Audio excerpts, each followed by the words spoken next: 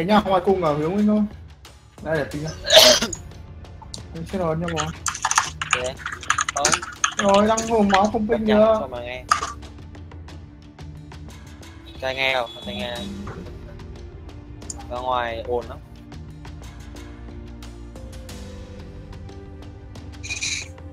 어제 사실 네, 이 네. TSM 같은 경우에는 브레이크 선수가 지금 잘했지만 많이 빛이 났지만 비스 선수도 그렇고 전반적으로 팀 고르기를 좀 보여줬거든요. 어제 경기를 통해서 제가 좀 인상 깊게 봤던 게 스맥 선수 같은 경우는 TSM에서 좀 지략가 머리를 쓰면서 원을 보는 스타일이고 또 비스 선수 같은 경우는 약간 브레이크 선수와 동일하게 집을 하나 먹고 오는 걸 정리하는 스타일이기 때문에 맞아요. 좀 필요한 건 사실 지략가가 좀 더 필요하지 않을까. 약간 브레이크는 샷발이 되고 헛간을 Cái nhà 먹었지만 bên ngoài cùng ở hướng này. 오늘 문을 따라줘야 되는 좀 한계점에 도달했기 때문에 tôi lấy xe đón chạy không? 만나면은 좀 더 유리할 생각이 됩니다. 확실히 좀 성향이 잘 맞는 것 같아요. 브레이크 선수랑 네네. 얘기 들어보니까 비스 뭐, 선수랑 브레이크 선수랑 또 한 팀이 그 되면은 또 집 하나 잡고 오는 거 정리를 정리하면서 하거나. 또 성향이 맞는 사람이 중요하잖아요. 그렇죠. 네. 파이에서는 좀 어제 경기 보면서 이 선수 진짜 đâu ping tôi được. 어떤 À đây đây đây. 선수 기억나요? 저는 그 장면이 너무 그래요? 잊혀지지가 않은데. 빡빡 길러고 해. 떠나는 글을 그냥 보내줄 수 없어. Nhà cái mặt. Anh lên đấy, nhà đấy. Em biết rồi. Thế này. Tại sao mày không bắn mày làm gì? Đã bị đế phòng Thấy nó đâu? 떠나는 글을 ngắm lên. 보내줄 수 없어. Nhà cái mặt bây giờ thằng 4 anh lên đấy, nhà đấy. Em biết rồi. Thế này. Tại sao mày không bắn mày làm gì? Đã bị đế phòng Thấy nó đâu? Sao đếm đi mà. 글을 Ngắm lên. 보내줄 수 없어. Nhà cái mặt bây giờ thằng 4 anh lên đấy, nhà đấy. Em biết rồi. Thế này. Em đi hỏi. Tại sao mày không bắn mày làm gì? Đã bị đế phòng Thấy nó đâu? Sao đếm đi mà. 글을 Ngắm lên. Một trong một. Nhà cái mặt bây giờ thằng 4 anh lên đấy, nhà đấy. Em biết rồi. Thế này. Em đi hỏi. Một gần sau. Tại sao mày không bắn mày làm gì? Đã bị đế phòng Sao đếm đi mà. Nhà cái Một trong một. Nhà cái mặt bây giờ thằng 4 anh lên đấy, nhà đấy. Đi đâu rồi? Cứ đi bắn chả biết ở đâu, nhà vệ sinh à?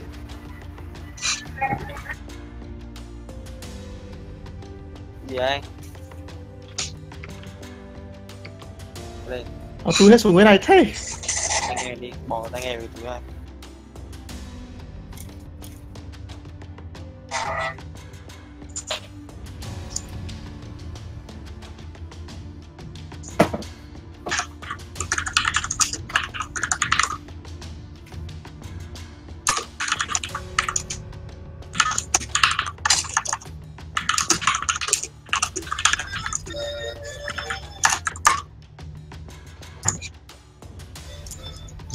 Điều khiển XVO thôi.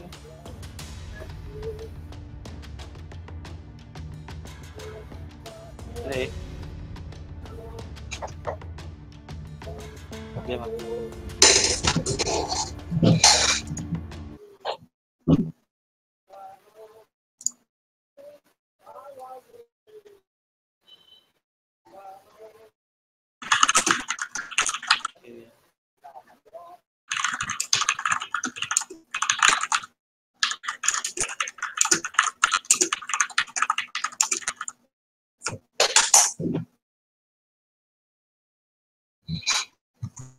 Đạt. Gì? Ông Chim ơi, ông Thành ấy. Ông lên con bay giờ đấy thì mai Doppler luôn rồi. Gì? Ông Chim ơi ấy, ông Thành ấy. Thành ve ấy. Ông lên con Bayonet Doppler, Gamma Doppler. Chạy thôi. Ghét đi. Con đà thì nó ăn mì tôm. Con đà. Cái sao nhầm.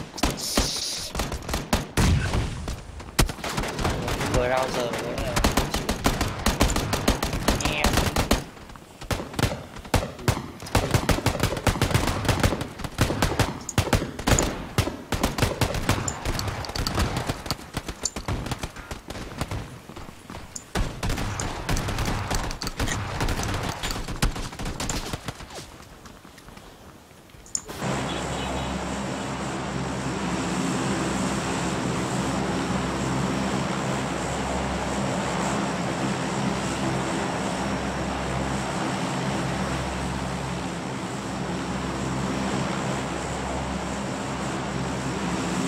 À đúng rồi, YouTube on repeat em quên.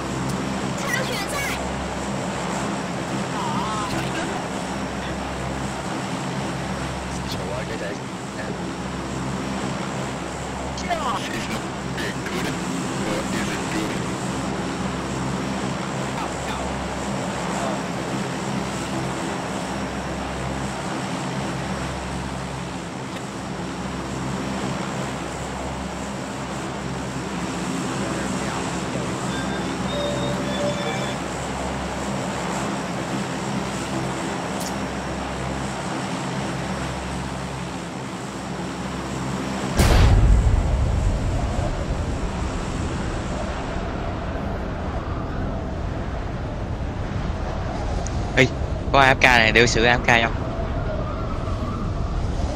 Toàn thôi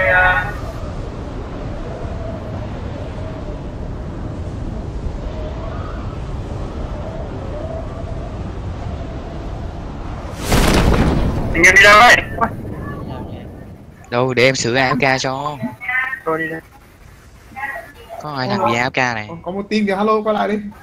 Xe phía đông mà. Nhanh phải đông. Đây, một team AFK này. Thôi đừng Khánh, kệ đó. Why? Để im đấy, đừng có giết nó vội, một lúc nó đậu đi phá đã. What are you doing Khánh? I'm watching some for. Really? Yeah, it look good.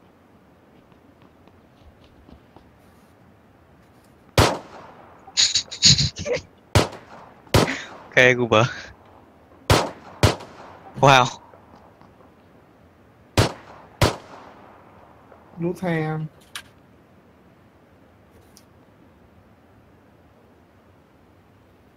First time kill AFK.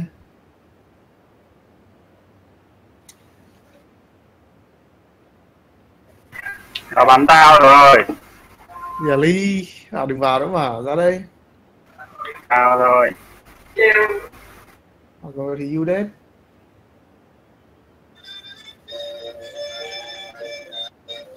Cái lồn thế.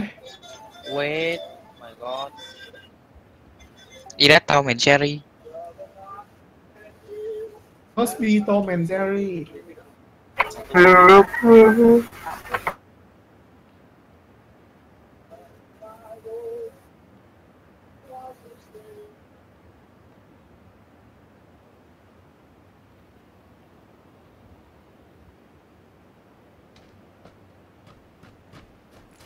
Oh shit, 10 phút nữa là đến giải PUBG đấy, bạn xem không?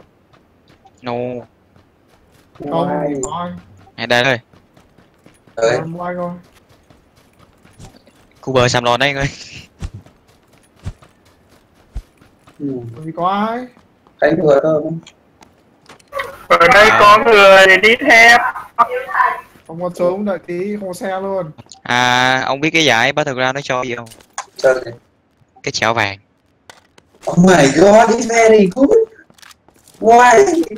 Cái chảo vàng, còn giải gì cái chảo bạc? Cái chảo bằng very best.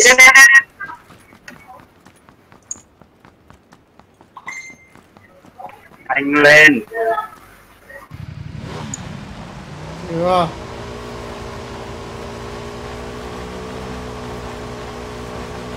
Đây, Cảnh có súng mà. Cảnh còn súng Đây, mà. Goober, đi hai thằng luôn đi show một bên này. Đây. Nó lìn à, xong rồi.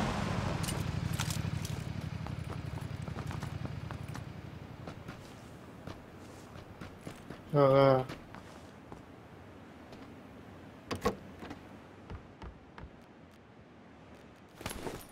Cho đi em có việc gì?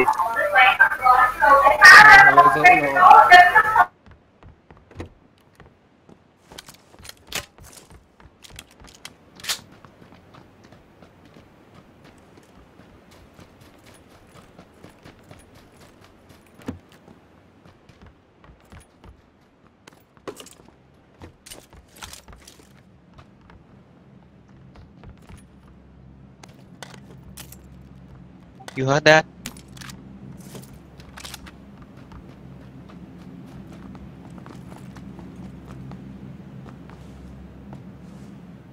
Đem chạy bên kia xem con.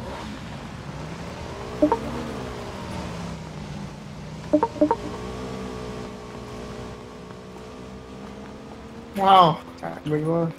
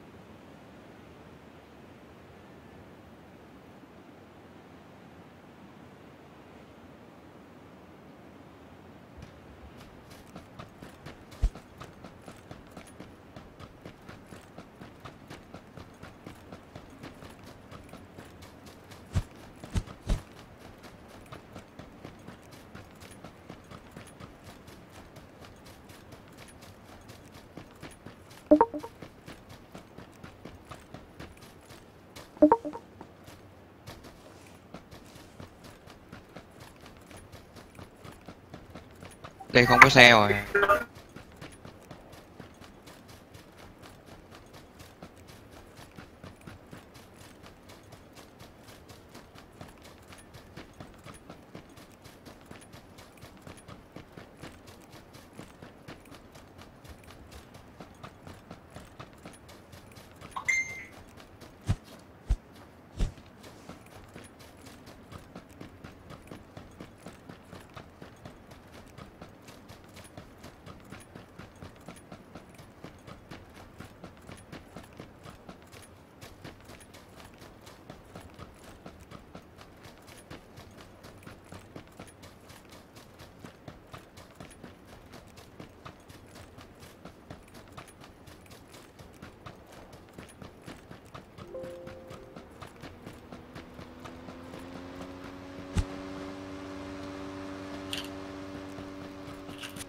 Hoang rồi.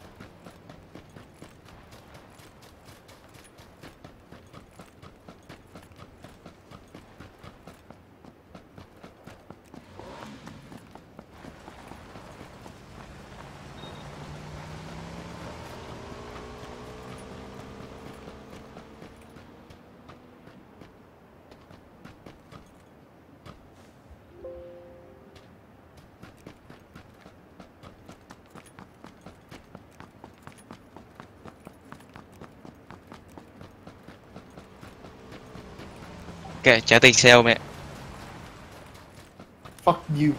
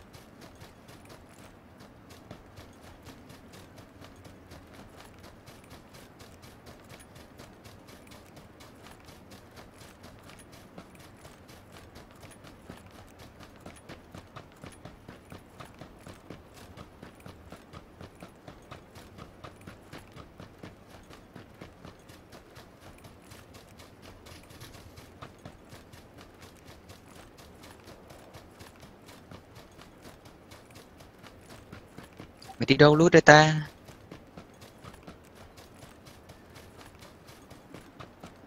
Rất nhiều nha.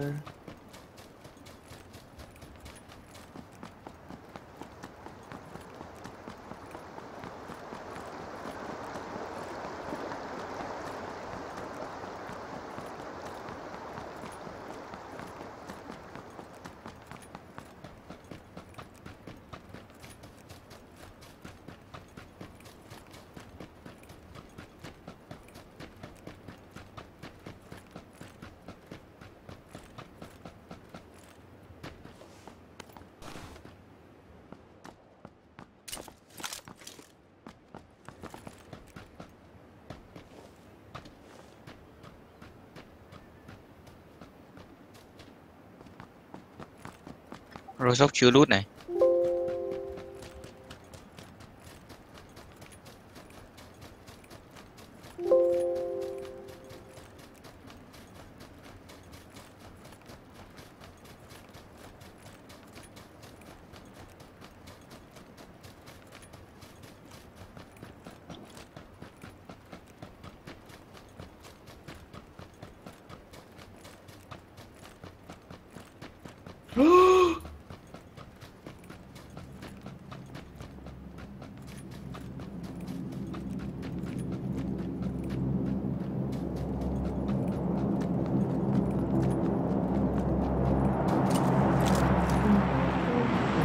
Máy bay.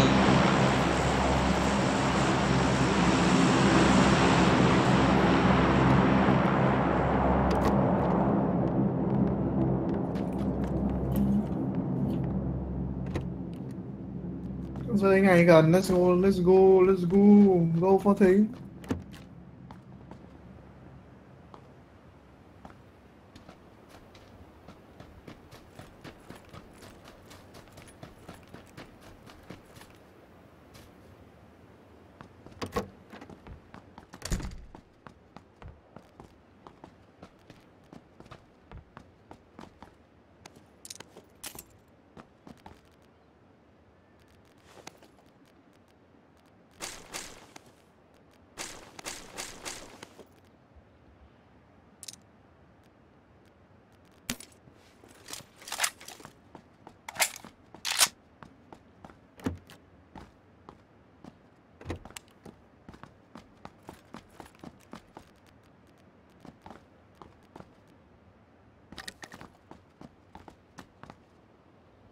What are you doing?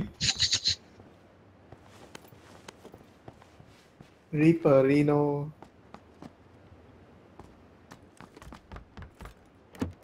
Cuộc sống của những thằng đi lút dạo. Wow. Yeah, lúc dạo thính. Let's go.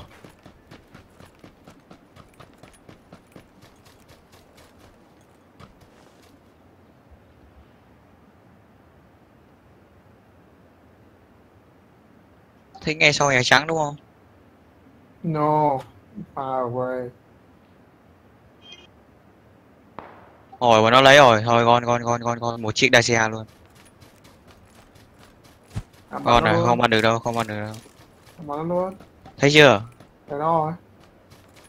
Mà không có scope, không có scope.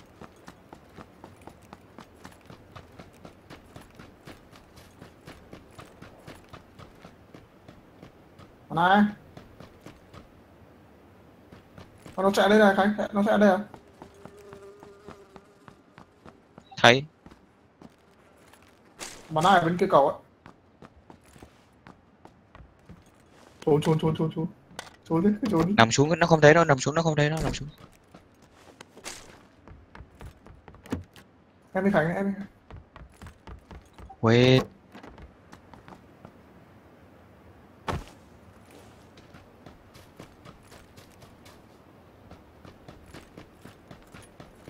Đợi tí, nó lút rồi.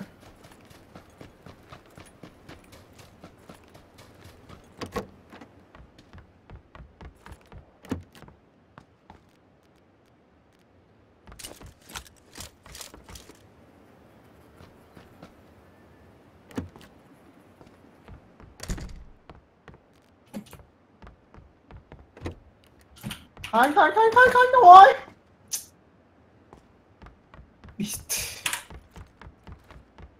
trai đấy trước mặt kìa. Trước mặt đấy sông rau. Đấy. Đâu? Đây, cái đầu đây. Quá cả lồn ok. Bảo chạy sớm đi thì không chạy riêng đi. Right behind you. Right color chạy trước bao lâu rồi? Còn đứng ngồi một lúc rồi.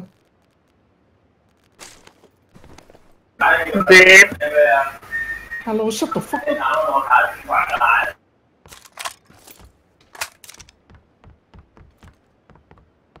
Gọi bố vào chơi nhá, em có việc tí nhá.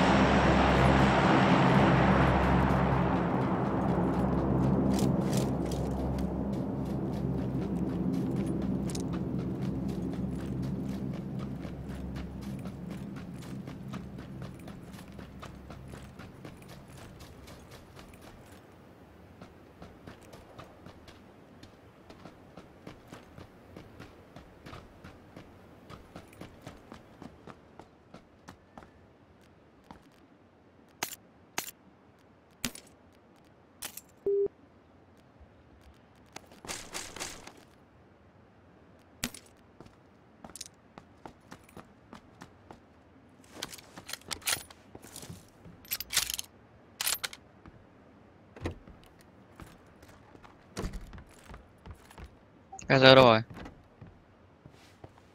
Ấy Gazer. Gì. Đây.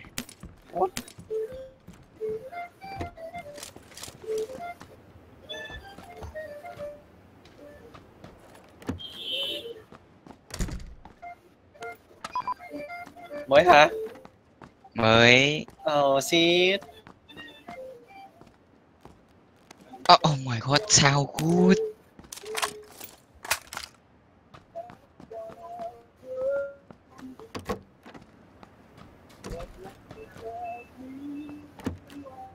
Oh my god, I'm chilling.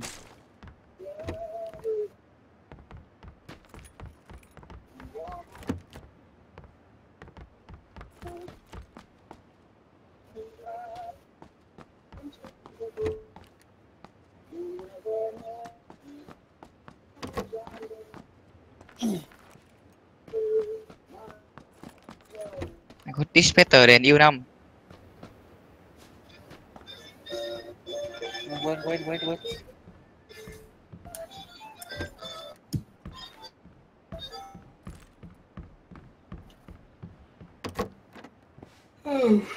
Thôi nghỉ quá, nghỉ hôm nay mệt quá. You know what? Eat more burger. Yeah, today so tired. Gì đấy good. Gì? Gazer. Nghe chưa? Không biết. Có phải là bài mà nói sau bài yêu năm không? Không phải. Không phải. Bài sau bao nhiêu năm còn hay hơn nữa, ông nghe hay với Linh. Không, truy xưa. Tao trên page 4 không cho nghe nhỉ. Truy ấy, nhưng mà chữ truy hai chữ E nó thành chữ A cuối, xong rồi xua chắc chắn ấy.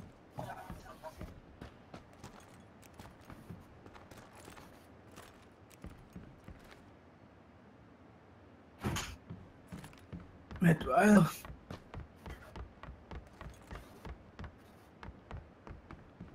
Mới chơi bài không phải nó. Oh my god, em không mới chơi đâu. Long time ago. Yeah.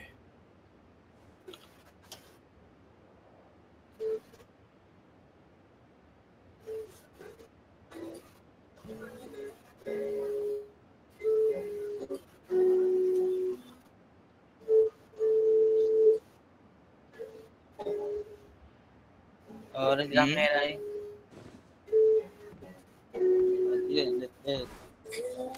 Con mic phát. Yeah.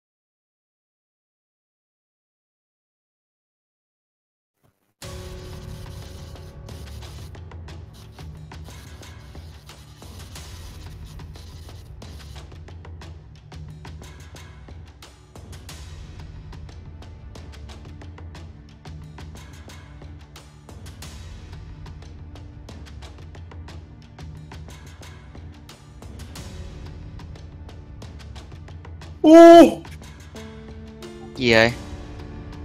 Váy à? No, something very smooth. Like giveaway. Can you send me the link?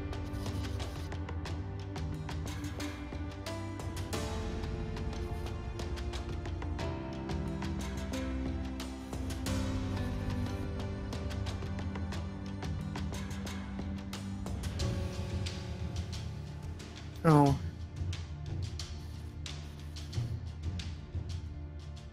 Phải live team á. Further amount of loot into your pockets.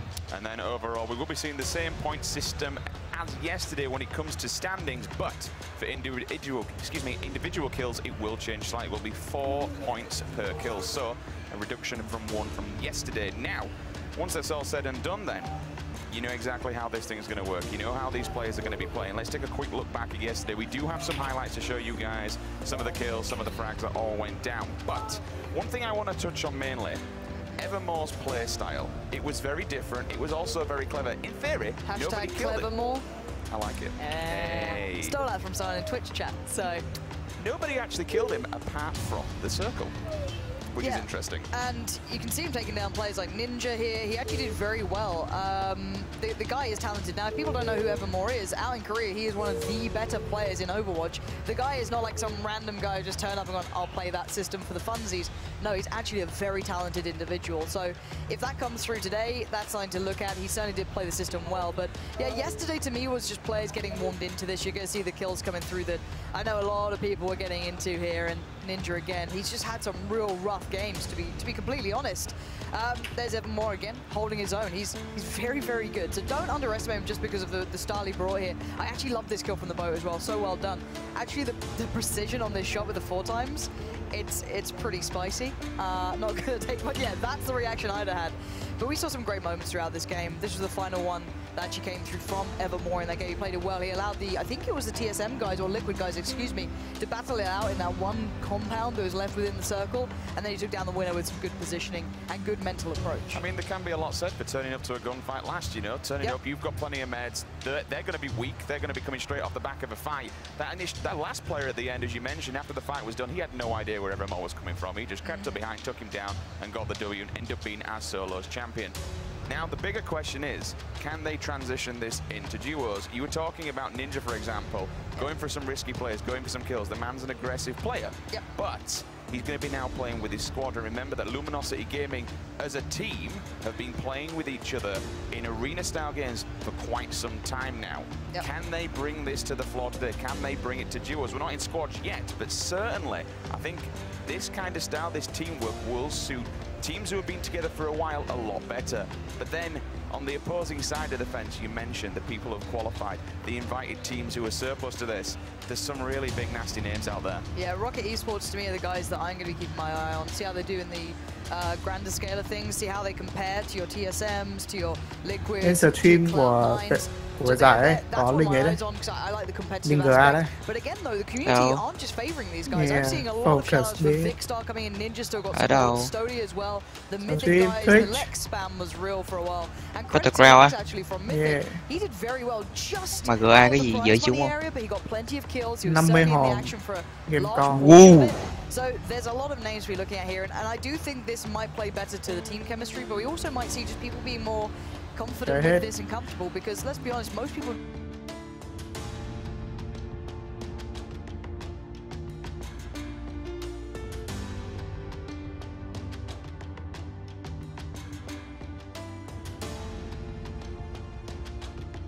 For example, all right, we know the Caname. They've been playing CS for many years. We know the Caname, but what else can they bring from the CS side and transition into Battlegrounds? What advantage do you think that will give them, if any? You can theorize, right? It may not apply at all, but the theory is that if you put someone like Lex and Flom, one, communication is going to be phenomenal. If you want clean, crisp communication, that's where you want to look, and not panicking under pressure, relaying good information. I think everyone who plays squads, when you're at home, there's that one guy who just is overly communicating, shouting everything, and it doesn't make sense, or the guy who goes completely mute and you just die because someone's walked up behind you, they've spotted them and said nothing. It's just like, are you serious? Rob, that would be. But the point is that these two should have genuinely good communication. They should know how to convey the best possible amount in the smallest amount of space, which can make a big difference, especially in this environment. You want to get that really, really clean. Reaction-wise, I think we might see a difference when it gets to first-person perspective, when it comes to maybe some of the players being more fluent in that. But still, yeah, we're still seeing some of the new qualifiers. So these are the guys who came through, but there's a lot of players here, and I know a lot of people at home were excited to see like the likes of Ibiza coming through. He's actually not qualified yet. He's still playing through the qualifiers. I'll hopefully get an update if he's going to be in the games later on. Still a chance in that. But yeah, I think communication will be key. I also think positioning becomes very, very different here. I think that's something that maybe Cloud9 should be able to step into. Basically area dominance, right? And that sounds weird, but holding the right angles, being aware of your weaker sides and the weaker pushes, and just trying to just complement each other in game. Do we really think that when we're looking towards a squad kind of game, the play style, is getting center circle still going to be the big factor. Getting in, getting yourself stuck in, getting dug in, should I say, making sure that you've got a compound, making sure you've got a building that gives you 360 coverage, and being able to just kind of mow people down and let them come to you. Well, that's the meta, isn't it, right? I think the TSM guys were talking about it today, as well as the Liquid guys, about what the current meta is, especially on their Twitters. So if you want to read it, check it out there. And I agree, it is mostly getting a decent compound, a house or two, generally with 2 levels to it, and playing quite passive once you've done your looting route. Just get somewhere central in the circle and lock it down. Mostly because, as you said, you're safe to a degree. You expose yourself to the angle that you Ok, em nghe đây. Trong chuyện tình yêu ấy, không biết các bạn thế nào đối với mình ấy, nó như là một hồ sơ thầu, nó như là một hồ sơ thầu ấy, kế hoạch của từ thời gian. Yêu nhau không cứ phải đến chạy đến ôm hôn, anh yêu em yêu anh cài. Chỉ muốn trích thôi. 6 tháng đầu thích thật, bởi vì lúc đấy thì còn rất là chính xác, mình cũng thế. Ôi 6 tháng đầu mẹ sờ ra nhau quất nhau liên tục thì tất nhiên là nó vui. Không quất nhau liên tục thì đéo vui, mệt của mẹ em được ấy, anh nhầm rồi, anh quất kiểu đéo gì anh vui. Mệt bờ mẹ em được. Thì mình nghĩ là các bạn nên đầu tư bằng việc đó là sao đi rủ nhau đi du lịch. Du lịch cũng phải trích đúng không? Du lịch xong tối cũng phải trích à? Ví dụ các bạn mình chơi thằng Bill chẳng hạn. Ví dụ như thỉnh thoảng nó hồ báo lên, thỉnh thoảng nó nhát đi thì mình mới chơi đó. Chứ thằng đấy nó gà mỏ mẹ, bắn thì không ổn. Nó bắt đầu là cứ hồ báo lên, rủ giết được 2 thằng kiểu vớ vẩn các bạn nhớ. Nói chung vớ vẩn. Stream suốt ngày chửi bậy, xong rồi chửi cái donate. Xong thỉnh thoảng đua với mình không? Đua với mình xong bắt đầu thấy mình tăng view đua mình. Xong bắt đầu là mình chỉ tăng view mình từ đua nó. Nó nghĩ thể nào sau này không? Tại vì mặt trẻ nó special gì kìa. Tiềm năng nó quay đua mình đấy. Nó cơ bản là ý mình chỉ là phải trích, yêu là phải trích. Đừng lo gì cả. Absolutely. Now we're gonna see the guys getting ready here. This is the lobby, of course. Now, just to highlight that as well, for one of the large squares on the map, the yêu phải trích. Em vote được. 3 minutes running at full pace from one side to the other. So you can Bill imagine đang xem à? that's where Bill đang xem đâu? Bill đang xem. really Bill là can một make người big tốt differences, này. and that's where the awareness will come in, especially when you know the circle times and how it plays out. But 1 minute left. This is your chance at home to get using that hashtag battlegrounds. Who are you supporting? Which duo do you fancy, or maybe the individual who's going to do it? And revives now become a thing, of course. Solos, we don't see it. You don't see it, of course. Now it's all about it. It's not just about the knockout. It's about confirming that kill. We're going to keep tabs on all of this and how it plays through. You hold out level chửi cũng được. you know you may be able to kém này suốt ngày dùng chơi cùng mình cánh He's going to be suốt ngày cướp K98 mình thỉnh thoảng lắm ông như mình nói mãi nó kéo nó mới đưa xong rồi thằng chuyên gia đâm xe đổ mình kéo mình giết in the runnings for this. The Korean guys coming in and just changing what people expected. So many big plays so far. I can't wait. I'm really looking forward to seeing how Cloud9 do. We know that Sweat is a very, very vocal person on 3-person, and he enjoys 3rd-person mode. He does say it. And I tell you what, I respect the man for doing so. You get a lot of people being active in saying 1st-person is definitely the way forward, but Sweat, he's standing his ground. So for me, it's seeing whether or not he can prove it today. Let's see where this plane does come in from. Takes a second, obviously, to come into the map here, but once we see it, we can kind of talk through the options that's available. All right, so it's a southwest start. Looking like it's going to head over what? Like Quarry, maybe towards Mansion side? No, not that north. Maybe more Shelter, Prison. So that's Military Island is in for the long parachute. You can definitely make that. Georgia Pole, you've got the hospital area that you can make it towards. Roshok is in, Yasnaya is in. We have a really nice spread here. I'm hoping we see some Primos play. That's a really good shout. It looks like, Luminosity are going for it, and I'm really happy. That's a great place for duos. You can very much isolate areas and keep it clean. We've got a couple of West Road plays up there. We've got, Forzen I can see heading north, TSM heading north. Georgia Pole might be a very hot area. We'll see if they go further, quicker down towards maybe Gatka. And we can see a couple of players, the Panda guys, heading right over towards a military base. Not a bad play at all. Also, let's remember that Milter might have the action of getting a car, heading towards Novo. Everything is up for grabs here. I'd like to see people going for the extremes of Zaki, maybe Severny. That'd be fun. But all the action for me right now will be towards that northwest to begin with, as they drop first, and northeast will be just getting into it once they can hit that Yasnaya point, or maybe even lower down towards School and Roshok.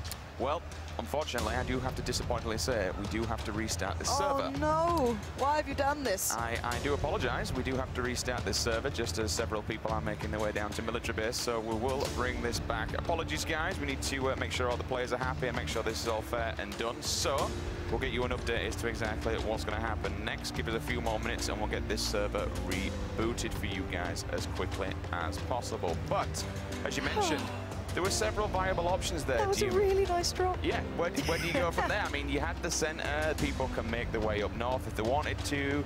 You had the quite a lot of higher up ends viable, as you mentioned. Georgia Paul, Yaz, Naya, Rolls, they were all easily accessible. Then you can make your way down over to Milta. I didn't really see many people making their way to Milta. Now, I'm a big Milta fan. I'm not. Because it's very hard to follow it up. You're walking into areas where people are already set. So Milta, the town, okay, I can see some credit. But Milta Power Station, the actual power station itself, the one that's on the further east coast near the rock side, I don't think loot's that good. Now, I know people will happily prove me wrong and they'll have a discussion on that. I actually prefer the smaller piece of the Milta Power. Yeah, yes. I actually think that's not too bad. The thing is that let's say you don't get the full gear that you want. Let's say that doesn't happen for you. Where do you go next? Do you play late to prison? Probably not. You're going to be walking in people already geared. Do you head to Milta Town? People are already there. It's very hard to then transition away from that area for me. Well, we've just had an update from the floor. Apparently, we are now continuing on with the game, which is an interesting one. Let's get into this. So, all right. We apologize, guys. We've just been advised now that this game will continue on, so let's kick things off with Chappie. We've already got a couple of kills coming through as well, just down towards the south, so we're going to have to just jump into seeing how this goes through. Nice work from the Liquid boys so far. At least Scoom, he's got himself a car. A little bit to work with as well. Yeah, that's with Moleman. So the Liquid guys have gone towards George. That's one of the higher likely spawns that there's 15 of, the high chance vehicle spawns. He's clearly got one. He can head out towards Zaki. He's going to go out of the circle, but plenty of time with that Darcia to get over there and get everything done. But let's see the spread. Yeah, this is very nice. This is a very open spread. The interesting thing is, look at where the circle is. Obviously, we saw that mid to bottom area where the plane came straight across. People who have gone down, and there are people still making their way down now across the bridge, all the way to Nova. Worth it. Especially if they've got the vehicles. You saw them in the vehicles, so they can just get the gear and get the hell out of Dodge, move their way up to the north, and then they'll be inside the circle. Yeah, I like this play from the Liquid guys. I don't know if there's anyone already in Zaki. I didn't quite check it myself, but they pretty much got this. There's also the mini underground bunkers that are on the way back towards Severny, and with that circle so north, they only have to kind of traverse in on these. If they want to find a boat even, that does become an option. I don't think the players to do it, but basically for me, this is a really nice play to begin with. Zaki, it may not be high milli, but you've got a couple of the hangars too. Over there, you've got some of the guard towers as well, so you will be able to get decent loot. Maybe a fuel can just get them back in the circle nice and comfy, but with already a rifle in hand, everything else, they're looking really nice to begin with. And there's a bit of a battle going down towards the south side of Severny. It looks like one's in the car, they're trying to get away from each other. And yeah, every compound is now getting busy, even TSM taking some pot shots as well on the cars going by. This is going to be far more, I guess, in the action, right? There's still revives possible, so Moondie here walking around, well, not walking, excuse me, driving around Lost Aiming, but there's already a team in Severny. I remember seeing it, so they're walking into already preset action. It looks like they have some loot, a UMP full auto. I don't see armor on the players, so that could be an issue. Now they're going to spot the Darcia, they're going to know what's up, they need to get out of there. And this is what I'm saying, if you roll up late to areas, you're going to put yourself in a position where you're going to take shots. It's a very risky play playing late into these areas now. Maybe head towards that northern side, pick your way through, but you will be playing under geared here. I like exactly what he did. Rather than turn and face into this actual city, unfortunately, which may have led to other people being there, they've just got the hell out and says, okay, we'll pick a compound. You saw him mark it on the map, we'll drive over there, get yourself some time. Hopefully there will be a bit more loot. But now if they need to come back there, if there's no loot there, they're going to have a bit of a difficult time, which will make them and force them upwards north. Fair play to him. Just looking at some of the other players now. Ollie level 3 helmet. That's a nice way to work it. 2 ARs as well. 1 in the back pocket and 1 in front. It all depends how many people are there. I mean, you look at his teammate. He's a fair distance. If he did go down, he's going down. There's no one there to revive him. But when you're so far kind of out in the open, you have these mini compounds to yourself, you've got a decent chance of getting loot. NPR, though, speaking of loot, doesn't look that well geared whatsoever. No helmet, no chest. Hopefully they can pick something up. But as you mentioned earlier, Lauren, they're going to start turning up to these compounds now, and people are already going to be there. Yeah, it is true, but you've got to go for fights at that point, don't you? That's what goes into the back of your mind is, all right, if we're not getting loot, you're forced to take fights, and they're maybe not ideal fights either. So you might be able to get a little bit more from this, maybe a couple of stims coming through, a couple of, shots coming out as well. Moleman's gone down. Forzen actually finding that kill. Big pickup for him. Great loot as well. This is going to really upgrade him. Clearly already in that compound. Wait, yes! This is over at Zaki. This was the early play that I thought was going to work out really well for Liquid. They've got rolled up on, so this is a huge problem. I'm pretty sure there might be one more member alive for the Liquid guys over on this side of things. But that's a good quick hit and run, get out there, Forsen. You've got some sick loot, make a move, get back. You could chill out now. You've got a perfect upgrade. Leads me to kind of think is, did Forsen's teammate actually get taken down? Because I'm looking across there now. I have some sort of replay. Oh, yeah, there it is.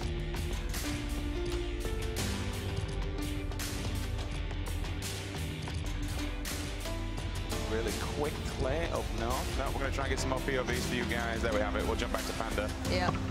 Moose POV. What gear is he wearing? We got a level 2 vest, level 2 helmet, shotgun in the back pocket. Play. Yeah. And I prefer this side of town. It's quick and efficient looting more than anything. I actually hate these buildings personally. You can get great loot out of it. I'm not going to say you can't. But it's a lot of time to check a lot of buildings for not necessarily the same amount as loot as the kind of 6 buildings. You know, the kind of smaller, more residential looking buildings. But you can see he's got decent loot here. He's going to be pretty well set in this sort of position. Got the Scar.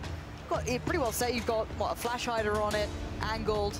He's doing nicely here. Cake actually had a bit, he was one of my MVPs actually. He played really well coming into this. That M24 he picked up on the coast. Insane. Really nice. It was more the fact that look, Gassy Mexicans just there. I wonder if they can actually open up on this. They can go for a bit of a spray. Well. Yeah, this could be big. If they can actually find the shots, I don't know if they're going to engage. They might be able to do with that car unless they've already parked theirs in. But look at it. Cake is being such a git in this, just taking all the vehicles, and you're kind of screwing over other players. Now, it does look as though Adren's gone down. He's been final killed as well. No revive coming in. Stylish Noob actually finding Anger too. That's going to be one of the teams from the Mythic side. The CSGO player's gone. That's them removed. So it'll be Flom and Lex left in to try and represent those boys, but really nice pick up there coming through. That was over in the south side of what looks like Georgia Pole. Yeah, the kind of south side, very extremity side of it. So brilliant play from him. He's got to be a little cautious. There's still another team here. Oshi7 Serenity. They might have heard those shots, so they're going to have to prepare themselves for what they're going to find out here. Sticking his AR on full auto because he does know someone else is there. But as you mentioned, the more teams that they kill, pretty much the more that they're able to just keep on looting. We're looking at some other POVs as well, I think. No, we're going to go back to Stylish Noob. Yes, we are. We're changing them all over. This is Oshi7, so he's heard those shots. And they're going to be rolling in on them. Now, they need to be careful because if they're just hanging out the windows, this is where things start to become a problem because they get the initial sight on them. Yeah, but they also have to move from this area, and Oshi7 knows it. He doesn't want to stick in the blue. He's probably not got enough to get through. Oh, he's going to spot the player out. Takes his time on the shot. Full auto spraying. Nice work. Only gets the knockdown. Not full kill. Oh, he's trying to stick around to get the kill. Maybe a little too much of a bloodlust going on there. Oh, top! He completely misses out. He needs to fall back down this deflate. Pray that Serenity can bail him out of this one.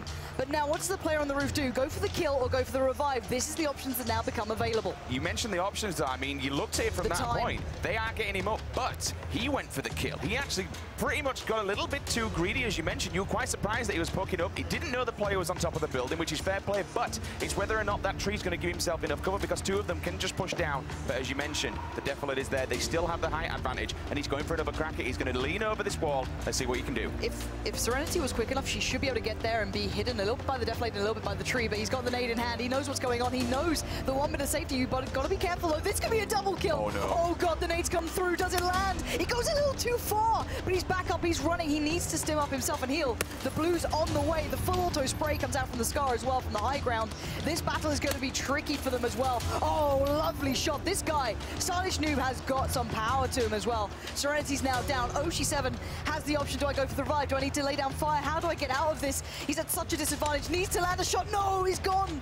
Brilliant stuff between Stylish Noob and Shaka, dominating the high ground, taking down Fremily. Standing their ground and keeping on track. They just take control of the level 3 building. They just look down upon them. One of them goes down. Again, he can't approach. Trying to do something like that, you can question it. He was attacking a player where he had like 10% health. I mean, he may have not had anything in the bag. He may have not been able to do it. But when you've got scopes and you can look from that kind of height and that kind of angle, it's game over. Yeah, it's very hard. Oshi7, again, there was not much he could have done. He was pretty much playing at a huge... He needs to land the kind of like one instant shot off with the head and then kind of follow up. Cake here, though, in a long-range battle, but that 8 times is going to work wonderfully. Shotgun on the back, not perfect, but suppressed as well with the 8 times on this sort of Scar. I like it. big fan, but there's very limited cover for him to work through and towards. Cloud9 will happily play these areas out. They're very diligent players. Curious what loot they have to play with here, but Cake's in a predicament now. You can see him considering, do I go to the water? Do I try and work my way up? He can head towards the more northern side of things, but those shots are keeping him pinned.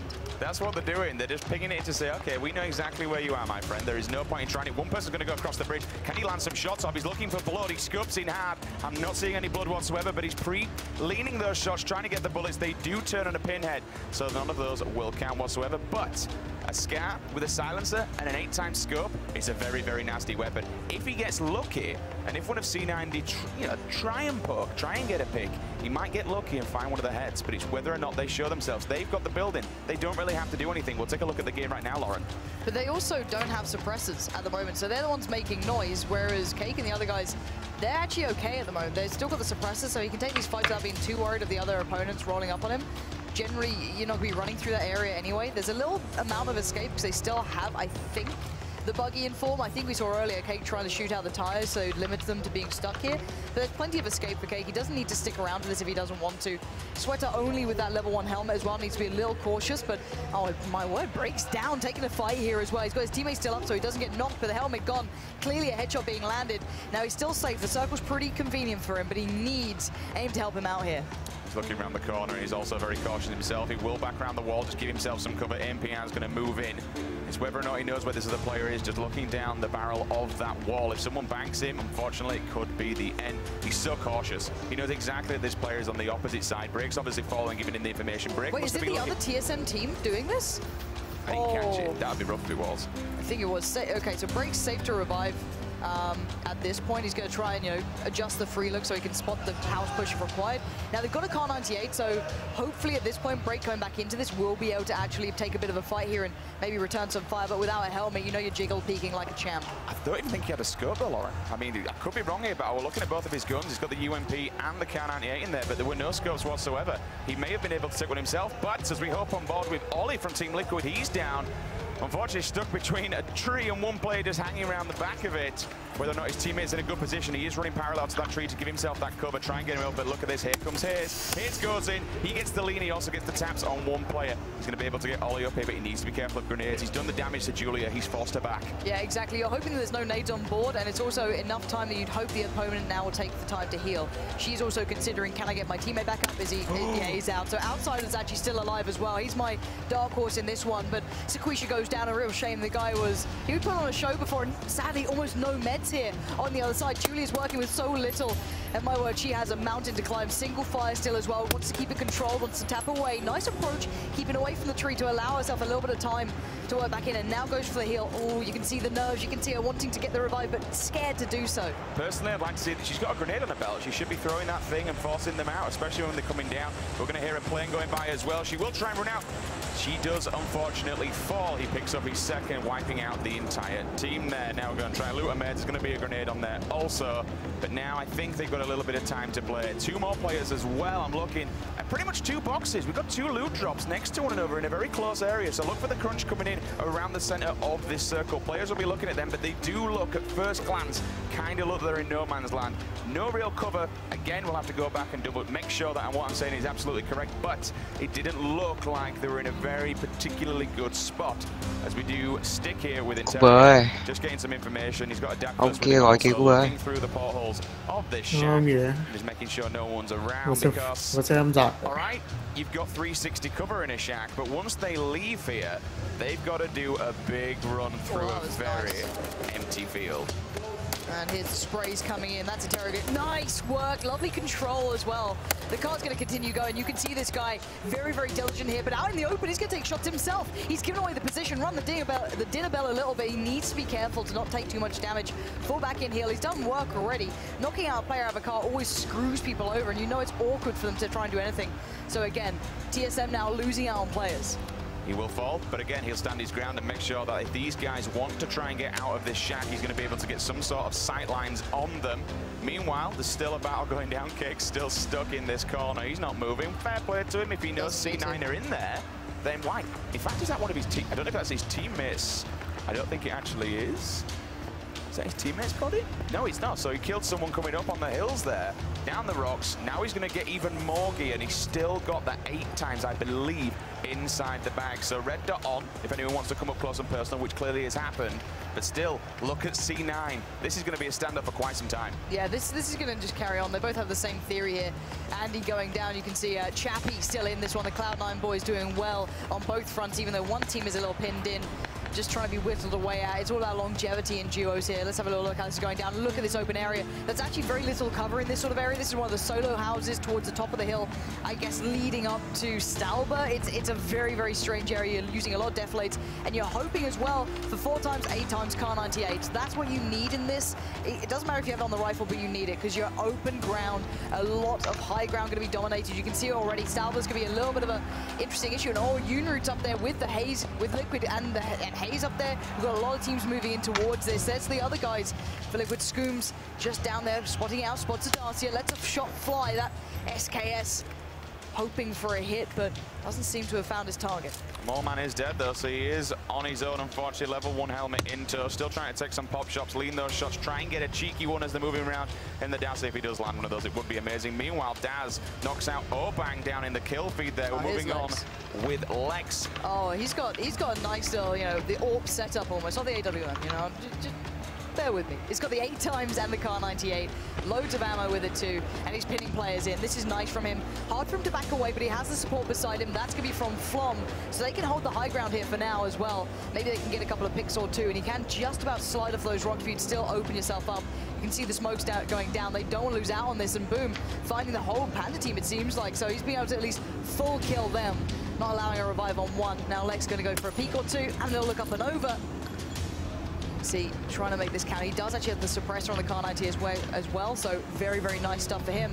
And the other side, well, their backs are to the blue, so they're going to be running away, trying to readjust, but they don't have much room to work with. I think the best play for them is run away and just keep that foliage cover, keep the trees on the back, and then make the way and really chase the edge of the circle.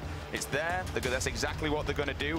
Meanwhile, he's still focused on this. I don't think he actually has eyes on them. Whether or not he catches them in that gap there, he's looking the right way, so you might see them. You're hearing Flom laying down a bit of fire, I think. Yeah, and there's the tag coming through. So Zion's in a little bit of trouble. Got to be careful. If Flom's able to spot it, and they basically got this one under wraps. The push-up's going to be very hard for him, and Evermore, forever not in the circle. Clevermore, whatever you want to call it, he's going to have to be running through. This is going to get a little bit tricky. He's very good at this, of course. Let's take nothing away from him. He is very, very talented at being able to make these plays, but you can hear a couple of players going to be prepared for this on the other side when he moves through as Naya. So that's going to be his issue. If you see it in the kill feed, that's probably the issue. And, oh, wow, look at this. 2 players in one side of thing, 2 players in the other. Lost aiming's just on the other side. And at least this time, Jared isn't on a bike. So hopefully he can survive. Stody just died out of the play zone. Stody, what's going on? And we saw one player also die from falling. But one thing to note from Evermore's point of view, Panzer, was how far away his teammate was. They completely split off and go to 2 different looting directions. Again, they're going to meet up late game, provided not one of them dies. We're going to see 2 more people fall in the kill feed there. Didn't quite catch a glimpse of who it was. Meanwhile, we now see these players will be forced to move 55 seconds, and the blue will be moving in on them. Yeah, we're down to 55 players remaining. The circle's going to get pretty tight. This sort of play around here is a lot about using pretty much as much as you can, good positioning. Get decent ground where you've got at least some safety beside you because it's very open. The rocks still work well. Lex is doing damage, and that's great. He found Zion. You saw that battle going for quite some time. Very hard to keep up with this. When they left that little bit of foliage cover, more shots to continue as this is going to be so rife. And yeah, Flom and Lex can fall back when they want to, head further north up the hill, and actually they don't have anyone to fight them.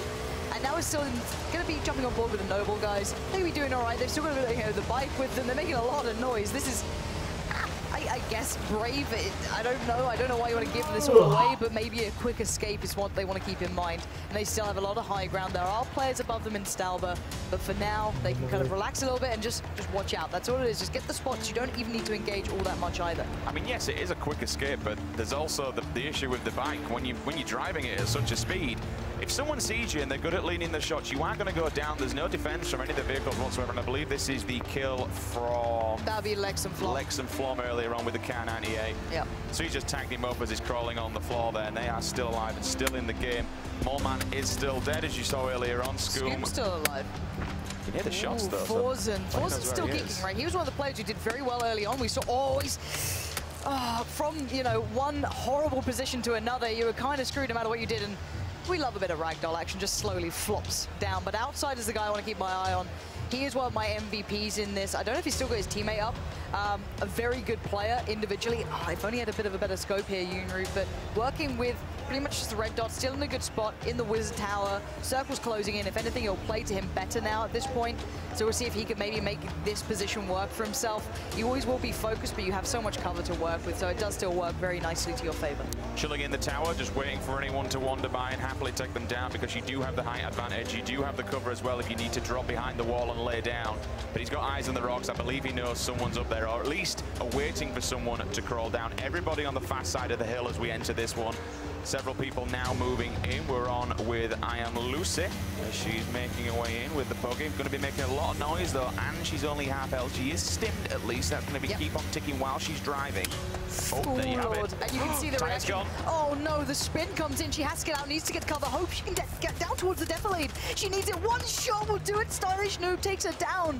Heartbreak for her. It looked like she may have just almost got there, but no. You can see the guy who took her down there. It's Stylish Noob again, who's been playing very well. The early kill towards Oshi7 and Serenity. Scoom going to find a couple of kills here and there. The back and forth Drifter, I think, just went down completely as well. Not a knockout, a full kill. Down to under 50 now. Things are getting very interesting. This position is lovely. Once that circle now will kind of close in, they have the defilade to work with. They can peek up and over and play however they want, or they go for the early reposition. All the players from the hill will have to start looking at the next options. Or do we want to hit a bit of ammo, maybe a new helmet or two? You can see the hands shaking, looking for the pickups here.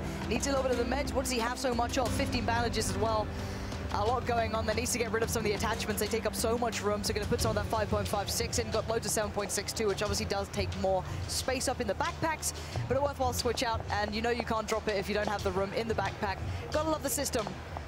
So, does get the loot done pretty much at this point, trying to keep it as efficient as possible. And let's see how this one unfolds. In the northeast, you still have a couple of players, some playing in the water. They're doing the water tactic, cheesy, whatever, but Ninja and Chips are going to have to deal with that one. That's something coming in. On the eastern side, everyone's working through. There is a battle about to come down as well. Boom, knocking out Stylish Noob. So this is the battle that I was maybe expecting to happen. Interrogate's there, looking to help out his teammate, scared of what's happening. Evermore arrives on the scene, finally, out of the blue and into the fight. 30 seconds on the next circle. He can position well, but he's walking into an unknown environment. You don't know where they are. He could be a spray down for someone. But Ollie, I think, just got taken down by Yoonryu. He did. The Koreans are still in this, and they are doing damage. The biggest issue with these two turning up so late is that because they've taken so much damage from the blue, so they do arrive on this. As you mentioned perfectly, Lauren, they're an open target, but they're a very weak target. Several shots will be coming on them. He's moving out, and I believe he's completely tagged up. He saw the health. I'm looking for that kill feed. That's all he's going to need. How is he still alive in this one? He's just bailed it. Do you know what, Evermore? You're that guy, aren't you? Fair enough. Do you know what? If you want a QA tester, he's your man right now. He's still stimmed up. He can get a couple of the meds going on. They are going to do the water tactic, which is cheesy, but grenades can help. You can see Luminosity doing the same thing as well. So, you know, whatever you like, whether you like it or not, there's two teams doing this as we speak. Yoonryu, though, is completely dismantling Liquid. Hayes just falls by the wayside, and he's going to do this all day long. We don't need to watch this. There's nothing he can do in the form of a fight. He might pop up and down to maybe do a little something, but it's not that interesting to me. So let's look elsewhere if we can and jump off this perspective, because the close is coming in. The circle's still good for them. You can see all the kills coming Everyone's through. dying now. Boom's taking them down. It's going to be the battle as we still watch the fishes, please. Please. I'm loving what LG have done. They've kind of built themselves a little mini fortress out of a boat and a car. People will just end up blowing them up. Break still in this, knocking out Curvy Llama. I think that's Gassy Mexican's partner, and there's Gassy Mexican to follow. That's the team down. Break is still in this. You can see on the kill feed. And there's the spray coming from the Vector at this point. Well done on the extended mag, up to 25. Very, very viable. And people are just dying left, right, and center. Vicstar finally goes down. A lot of longevity towards him. 35 players now remain. This is going to kick off. There's so many alive in such a small area. Every single angle contains a threat. TSM, they know they've got bodies in front of them, so they can go and loot, but they don't have much time. 1 minute 30, and the blue will be on their back. They need to move in, but as they move in, there are going to be so many people just waiting in ambush to take them down. This team here, though, Yoonryu. He's dead. He's still alive. He's on the other side of those rocks. He will have to eventually move to them, but you can see Interroga wants this kill. They said they're aggressive. They said they like to make these plays, but do they know exactly where he is? He's dead now. Someone else found him. He did. Okay, this... C9. Yeah, no, you can see it pulling back. This is just back and forth. This is instant action, covering fire coming through. Cloud9 getting the kills in. Some of the Noble guys are going down, but the other side of Noble is still alive. Two of them in a great position, slow side of the circle. Solid FPS here for Cloud9. In a better position too. In the circle, good cover. Limited vision, sadly, towards the north side, but south he's got the perfect push down spot. Borg there going to find Lex. Lex finally goes down, but he was on a high kill count as well, doing well. And you can see other teammates bleeding out. The walking wounded here. The Blue's going to move in soon. I don't know if we're going to have time for a revive. You can see him crawling, Jared praying for someone to help him out here. And this battle was going on from the very start, but now Mazzarini's still alive as well. The land god himself. Known for his days in Power Gaming back in COD 4. We're going to see if he can maybe find some late game action. Jared getting revived, getting back in. Only 5 bandages though. He's going to have to use them fast and get moving. The battle continues for Cloud9 as well. Solid FPS, going to try and use these bandages, but unfortunately he can only do so much. There are several people right in his line of sight. He's looking for his teammates to give him some support, and he's right behind him. If he does fall, he might be able to get a pick up, but he sees 2 Interrogates on the hill. He tags him up, Interrogates pushed back now, and as you mentioned, Lauren, 28 alive. And this circle, well, he's getting very small, but there's still plenty of people alive in this late game. Yeah, Interrogate's still fine. I like this position as him. He can define the fights that he's being pinched on at the moment, but you can see every shot comes through, everything counts, taking down armor, taking down helmets. It all very much counts, especially at 25 remaining. Ninja managed to take out Mazzarini. That's big. There's Ninja. Lovely control on the shots as well, forcing them to play him from the blue, just about giving himself enough time to run away. And you've got to be so precise in those fights because you give away your position. Stimmed up to the faster run as well. He's getting in. It looks as though Break's been taken down. Flom's doing the work, and his teammate's just been found too. This is so deadly.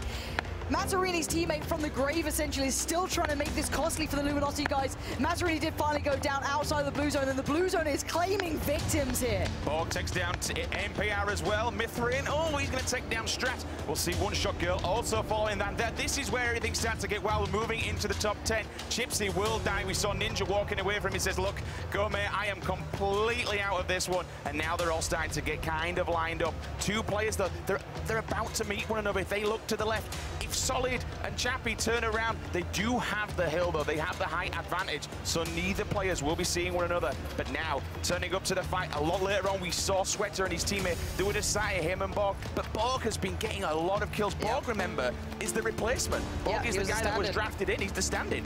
Yeah, great movement as well, going from cover piece to cover piece, not allowing free shots to come in without having to trade out, but he might get into a fight with either Nova or the other Cloud9 guys. You can see generally good players with the right approach will play to a certain aspect. They play the slower side of the circle, they play to the terrain outsider. This is the guy, this is my guy that I'm going to tip to be a very interesting factor down the line. His teammate's already gone, but he's playing the long game. He's playing the long con. Sweater might be in for some action pretty soon. I don't know if they're aware. Just off towards their northeast are plenty of teammates. They could be walking into a pinch here. They are safe for now. Keep this one going through until we see several people. We're just sticking on board with Cloud9 again. They were doing the late game thing, as we saw earlier on, just propped up in the houses, waiting for people to make a move. Interroga's over here. They're so close. The two teams are literally just off tiniest amounts. Can we just take a moment to appreciate their positioning compared to the circle? Look at this. They are above everyone. They're up in the rocks. They have a sight line, and anyone that wants to make the way in, fair enough, there are a lot of trees below them. This is the flank danger, though. This is what I was talking about with Cloud9. They can go up and still catch them off guard because they think that side is safe. Their teammate is watching it, though. The other Noble member is watching it, and here comes a quick push as well. This is Outsider finally getting to the battle. He spots out one. He's going to see 2. He knows where they are. He's just in the circle as well. As long as the back part of your character's in, he might need to wiggle a little bit because he's going to let them all fight out. He's playing for the long con. Scoom going to find Ninja. And oh, he's been spotted. He's got to take a fight. That's some great damage, and they're splitting the attention. He's down. He gets completely destroyed. Nice work from Noble. Not just taking one fight on one, but splitting the attention between 2. Now the further fights break out. Noble boys know that Cloud9 are close here. And they're still in the circle. It's giving them a wonderful ride right now. They have several people behind them. They're already tanking him up, as you mentioned earlier on. One of them, it's only been tanked up a little bit, but that's fine. Idacula's still full health. Pan on the back. UMP and M4 also. You can hear the shots, so they know where several people are at. Interrogate his teammate. Will find one, knocks out Solid FPS, which now means that Chappie has to go and help him out. Chappie's going to be worried, and they're all downhill. You can go for the revive. You've got to hope that someone else engages against Noble because they're making a lot of noise. You've got to hope that the other Cloud9 guys get involved and help you somehow. Going to try and provide themselves. Oh, and it looks like Cloud9 are going to be fighting against themselves here. Great play from these guys, though. The circle worked well for them, but they claimed the high ground and they're playing off the back of it well. You shoot with a height advantage. Generally, every shot that lands will go to the head hitbox, but look at the mountain goat scaling on the right side there. And I don't know if Scoom spots it or if he just doesn't want to be involved. There's a player just running up that hill. He is ignoring them as much as possible, hoping he can get all the attention towards the guys on the rocks and he can be the shadow, playing it off the back. But Interroga is still keeping eyes very much peeled. They are the target. They are pretty much king of the hill, quite literally here, as the 8 remaining players start to show. You see the visuals coming through. Chappie's gone down. It is starting to really crunch here. They need to be very careful. He's watching every single angle. I'm loving this cover that they give. 2 players will try and make their way up, but unfortunately, Borg knocks him out. He takes him down with a headshot. They do have this cover, though, from these rocks, kind of like a bunker system. He can't get it up, but look at C9. They know that he's getting up. From Borg. Here's the aggression. Quick push. They're going to go for it. Oh, there's still a headshot angle. Borg played that so well, playing the timing perfectly, gets the position, claims the high ground. Now he can rain down fire on the remaining players. This is what it comes down to. Cloud9 just working on it. Oh, what? Sweater goes down. That's a big shot with the SKS coming through. And the blue, it's not going to favor them. They don't have helmets either. Oh my god, they're pretty exposed here. This could still go the other way. Let's see how this one plays out. We'll take it down for a second. 2 players still remaining at the bottom of the hill, but as you mentioned, they managed to take Noble out. Get rid of them. They can't get the gear, though, as you mentioned. Oh. No helmets on the other side, there's only 1 player, I think, with a helmet, and is that going to be Scoom? No, Scoom's gone. It's a 2v2. We're down to a 2v2 here. We've got the Cloud9 boys on the high ground, but they've got bodies littered everywhere, so they can pick up some loot. On the other side, I think that's Whitaker, I'm going to call him, what, WTCNN? With his teammates still alive, bear in mind. So, and the circle's in their favor. They are standing here right now. He should win this. Unless nades or something else force him out. He knows where they are. Extended bullets on as well. He's got it all. And well, Cloud9, if there's any time to prove what you're made of, it is in with this moment. 8 seconds remain on the circle. They have to move. They have to go. And they know it. They're baiting out the shots. They're praying someone peeks. Sweater's being the bait. He's just praying someone shoot at me. Please, take me down. Let my teammate trade it. And he can't. Great after positioning here coming in. And now it's just the 1v2. This gets a bit scary. Goes for the kill, and there you have it. Mithrin seals the dinner. Winner, winner, we have it. 6 kills as well. That's awesome. That's a good bumper. That adds a lot more points on top of the points they've actually got for the win also. Incredible, incredible stuff. They stood the ground. You watched before. We saw it with Noble. We saw it with Cloud9. They had the rock advantage. They had the hack. Yeah.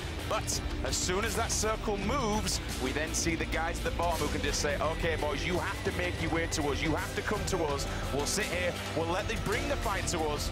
And there you have it. They bagged the first win. They take first blood in day 2, which of course is our duos tournament. Yeah, that's Bosphorus, the team 1. So Mithrin and WTCNN picking up the kills there, and just great positioning, if I'm completely honest. They played that very smart. The circle helped them out, but they split themselves up enough that neither player could be taken down without the other being able to trade it. You could see the approach coming in from the opponents. They were going to try and bait out one player, allow the one who is still on the rocks to take the shots and open up opportunities. It didn't work out. Good positioning, good play, and they played for kills as well, which I really like to see. They weren't quiet on that front. You can see for their team, they have 44 points from kills, which is some of the highest there is, so they did very well in this. 544 after game 1. Yes, indeed. C9 below them, 392. Noble, 302. Liquid, 302. And shout out to Scoom for surviving so long. You saw Molman. He went down probably mid to early game, still bagging 302 points between them. Chappie and Solid FPS in 5th. And then as we work our way down 6th, 7th, and 8th. Everyone still, I mean, it was all about that rock fight, right? Yep. You looked at the top. It all kind of came down. 3 teams fighting for battle to make sure they controlled what they thought was the final circle. And the circle just says, nope, we're going to switch things up a bit. We're going to take it down to the bottom. We're going to have to make you work for your dinner.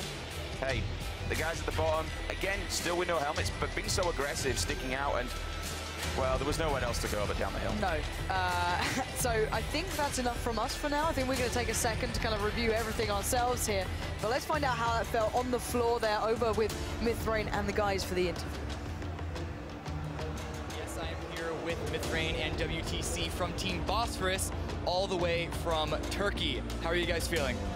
I'm so happy. I'm so happy to win the first game. I can see you guys are hugging right after you guys got the first place prize. How was that game for you? Did it work out like in your favor, how you expected, or did you really have to fight against the game to win? We played very simple actually, and we did the right things every time. Every time. We did the right positioning, right peak, every time was right this game. So you don't think RNG, luck, none of that had anything to do with your victory? In this game, yes. This time. Oh, it did? Yeah. A little bit? A little bit. Like the final circle, a little bit? Because we were a little close to the circle. Safe zone, you know. Circle helped us a lot. Help us, circle. And we got good positioning, always. And we got US is so much help to us. We use our car as a cover, so yeah, help a lot, yeah. So yeah, there's no way around it. This game does have an element of randomness, but that's why we're doing 3 matches. This is only the first one, and you got yourself a fair number of points, not just with the victory, but also with a total of 11 kills between the 2 of you. How likely do you think you're going to be able to replicate this outcome in the next 2 games? That was our plan actually, and we did it good, and we will try again. The same thing. Do you think you're going to get number 1 again? I hope so. But do you think so? Yes. Yes. All right, I like it. It's enough for us here right now. We're going to send it back to break, actually, while we get ready for the game number 2 in third-person duos here at Gamescom 2017.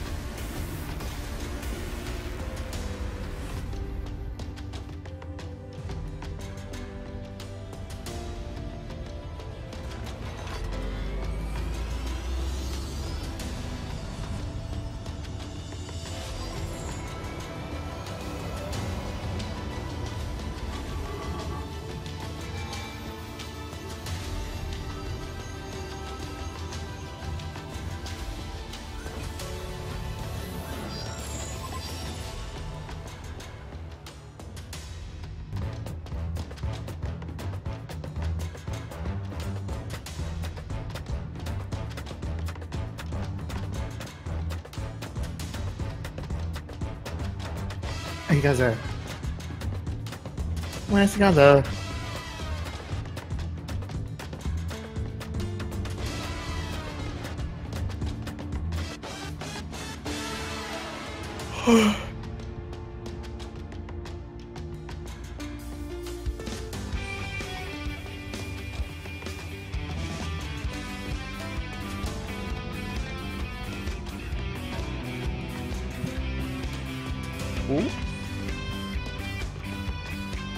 Why is everybody?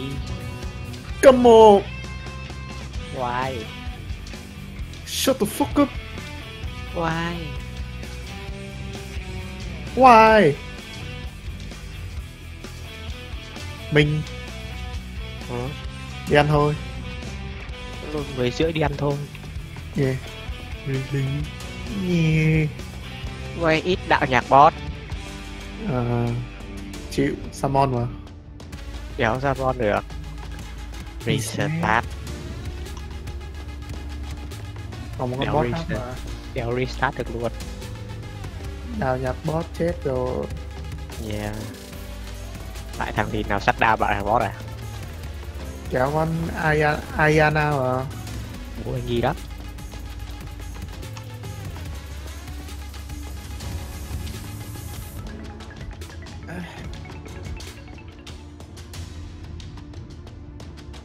Cho cái lịch không? Mình. Tao mày thôi. Bao giờ đâu nhỉ? Bao giờ cái? AFK mẹ rồi. If I'm playing solo and I just want kills, it's gonna be school or military. If I'm playing more tactically, playing for the win, Hay đánh it's Dota. gonna be something like No. Có boss nào? Ayana hả? Prefix của nó là gì ấy? Chịu. Nhưng mà đấy là nhạc boss mà. Chắc thấy nó được. Đợi đi. Play cái gì nhỉ? Wherever I get map control. Favorite place to land is probably going to be the military bases. I like those fast action places and just go get right in there and fight everyone.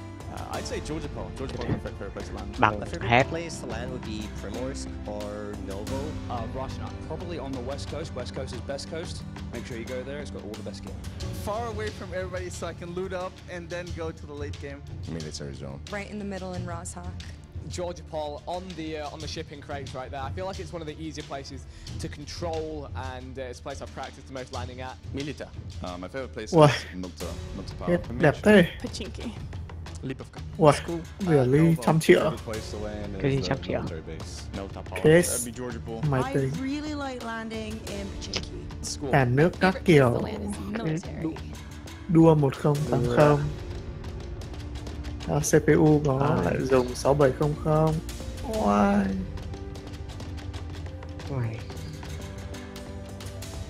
Bằng invite.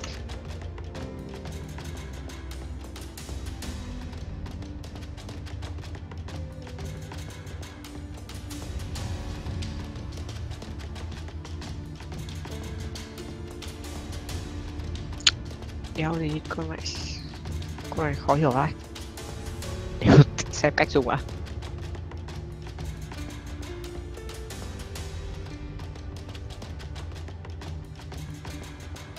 Alo, 8 giờ sáng mùng 2 tháng 9 open. Wow.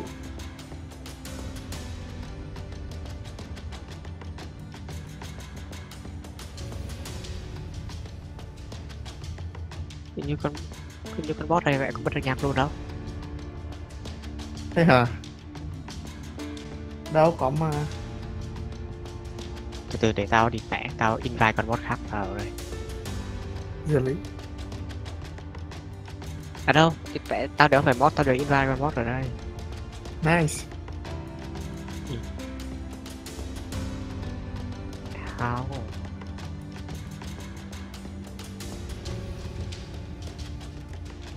Có cái gì chơi nhẹ nhàng không? Nó sói không mình?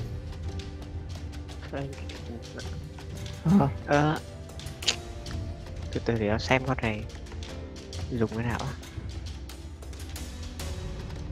Đéo dùng cho nhanh. Bằng HP.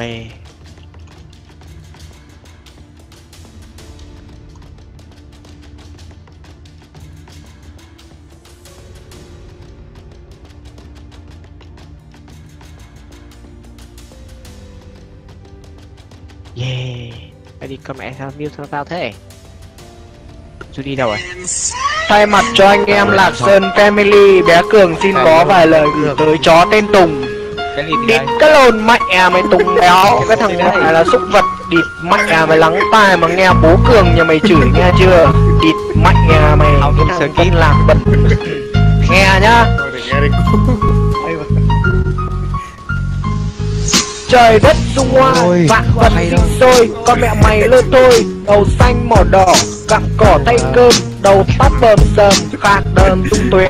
Tao thịt con mẹ mày như lồn trâu lồn chó, lồn bó xi măng, lồn chẳng mặc nhẹ mà lồn đệm lá khoai, lồn khoai lá mít, lồn bít lồn tôm, lồn cơm lồn đậm, lồn đầy ươi nó thịt, lồn con vịt nó phang, lồn răng. Yeah, ta đã skip thành công. Sao nghe nhạc Tùng ra bài mới này.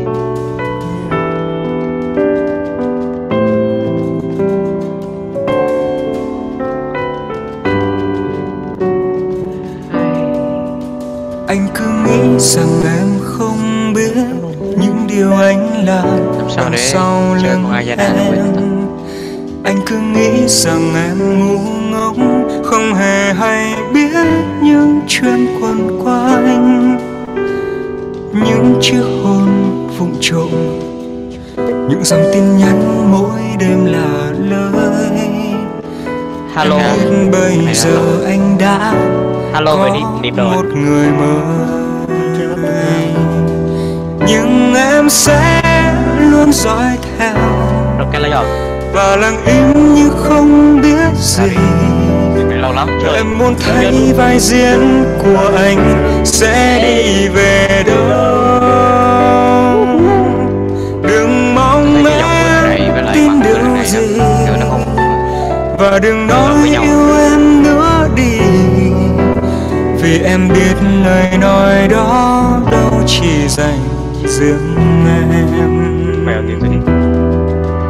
Anh luôn nói rằng anh yêu mãi, riêng một trái tim dành trọn em thôi. Anh luôn nói mình cùng chung bước, nhưng giờ em biết sẽ không còn nữa. Muốn đắng cay vào lòng, nuốt dòng nước mắt thấm sâu vào tim.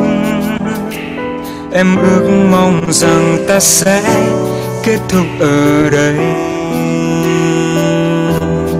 nhưng em sẽ luôn dõi theo và lặng im như không biết gì. Em muốn thấy vai diễn của anh sẽ đi về đâu. Đừng mong em tin điều gì và đừng nói yêu em nữa đi, vì em biết lời nói đó đâu chỉ dành riêng em. Cho dù con tim này luôn mong người đổi thay, nhưng giờ đây người mê say một ai kia nào có hay. Để giờ đây tình đắng cay, còn đâu tình là mãi mãi. Nhưng em sẽ luôn dõi theo và lặng im như không biết gì. Em muốn thấy vai diễn của anh sẽ đi về đâu. Đừng mong em tin điều gì và đừng nói yêu em nữa đi, vì em biết lời nói đó đâu chỉ dành riêng em. Đừng mong em tin điều gì và đừng nói yêu em nữa đi, vì em biết lời nói đó đâu chỉ dành riêng em.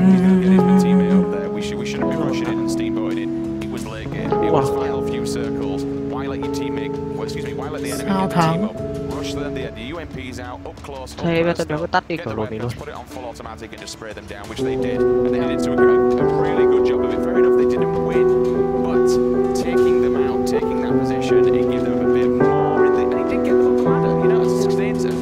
Public có lại. Câu ca nhẹ dàng đời ta, âm thanh nào trôi vụt xa. Không gian này đâu có chắc cho ta trả lời được hết dường những ngày qua. Đừng lừa cho tôi thấy viết thảo theo là mây buông xuôi nên đi tiếp đôi chân rừng lý mất thăng bằng. Tôi lời vĩnh hằng quên đi cơn mơ tan trong hư vô ảo lang thang cô đơn mình tôi bước. Tương lai cô đơn mình tôi ước. Đêm đen ngày qua cùng mưa rơi phôi pha lại câm ta là đâu có biết trước. Ngã gục hình như là hơi vội. Mỗi niềm tôi đã làm gì nên tội. Những chỉ trích dễ xéo nhiều thêm họ đã quy chụp một từ là chơi trội. Có những đêm dài sầu en làn mi bộ lại rơi nhòe phai cả gậm tôi cầm bút. Cánh tay run rẩy có tâm hồn ta chảy cái tình cảm xúc dù chỉ là một chút. Nhắm mắt cô độc chờ chọn nơi đã cho tôi yên bình dù chỉ là một phút. Thoát xác giữa ngàn khơi thì thương mình chơi với có lẽ nên thả lòng có tin thôi. Ở đâu đó phía cuối con đường kia nước mắt tôi ngừng trôi. Ở đâu đó phía cuối chân trời kia ánh sáng đang chờ tôi dập tan đi trái tim lạnh bóng. Ở đâu đó sẽ có người đợi trong giang tay ôm lấy thân này, ai ôm lấy thân này. Có lẽ tôi đã tìm được giấc mơ yên bình dài thoát cho tâm hồn tôi không bao nhiêu vết thương giờ tôi là tôi. Tim mày em trai tim mày luôn dõi theo từng bước chân mày nên vinh quang tự hào của gia đình này. Có những đêm mẹ mày khóc, ba thương mày đến bạc tóc.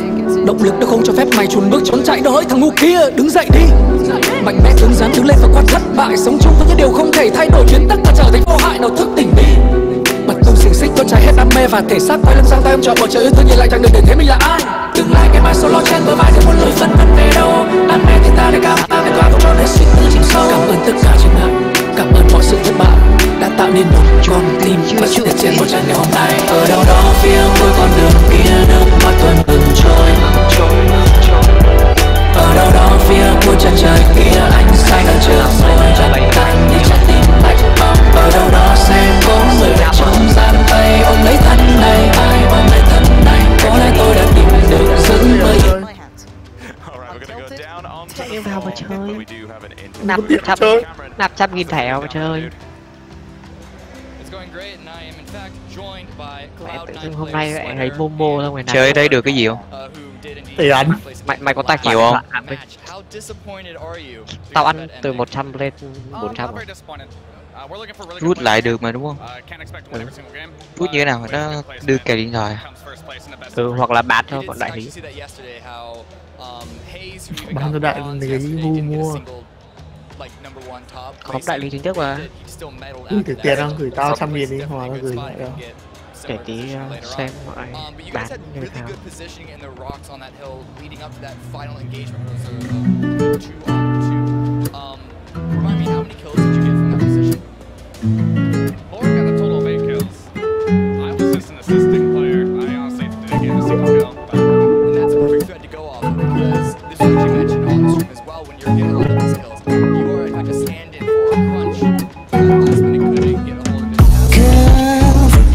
Phút này bạn tan vật theo đêm ngày. Xin đừng lo dù cho chuyện mai này ai đâu hay. Và cứ cho thời gian buông dài và ta nhìn nhau chậm lại để sẽ lo thêm một chút kỷ niệm trở phai.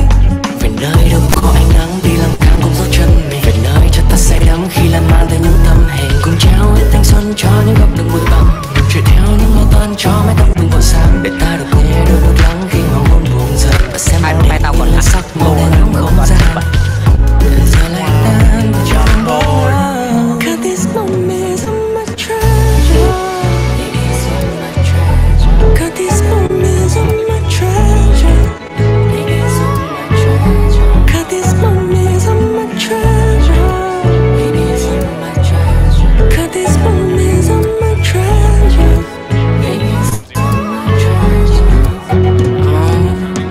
Đây, hạnh phúc cần ngay mà mê mình kiếm tìm. Nơi đâu là ai cần thêm vòng quay để mơ về yên bình. Nằm lim sim ta lặng im nghe lời ca. Cho lòng ta dịu êm đem tim này pha đẹp tiếng nhạc. Bao phải lo để yên ta coi thân tiên của riêng ta. Rồi đi cứ chẳng là khi ta nghe là đâu cần thiết tha. Từng câu chuyện xưa từ mái nhà bao tay ngả bóng già. Một ngày trôi qua để ta dường như nhận thêm ép món quà. Camera cho sân đôi bánh nghe cực lại. Sau này ta cầm trên tay và ngồi đi trước từng nhà phai. Ta đem cả dư kiên điện theo một chặng đường dài. Để đời ta thêm đôi chút vọng tiếng khẽ vang vẳng bên tai. Ta đâu sống mãi, đâu muốn phí hoài. Từng giây tồn tại để ta chọn trong tay. Và gom hết thành một kho ký ức đong đầy. Cause this moment is my treasure. Cause this moment is my treasure. Cause this moment is my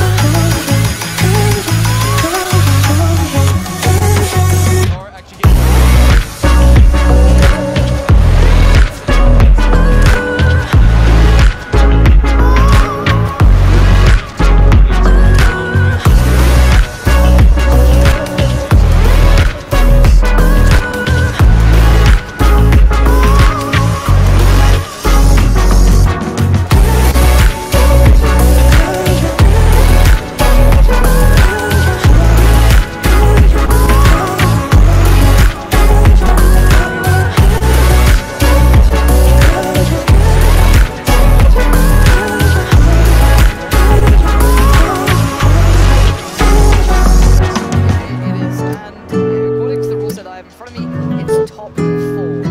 That's pure day 2, top 4. 30k first, 22nd, 8, and then 4 as they go down. So it is all about longevity, and we are seeing a lot of the kind of more established teams sticking in there. Mazzarini and Outsider doing well as well, which were the qualifiers coming through, but credit where it's due, Mithrain and WTCN played really well, and they played a kill game too. They didn't just play for the passive long sort of run where of course you're just playing for positioning and getting up on the board. They actually played it really well with the kills too, so I want to credit them for playing the nice way to watch.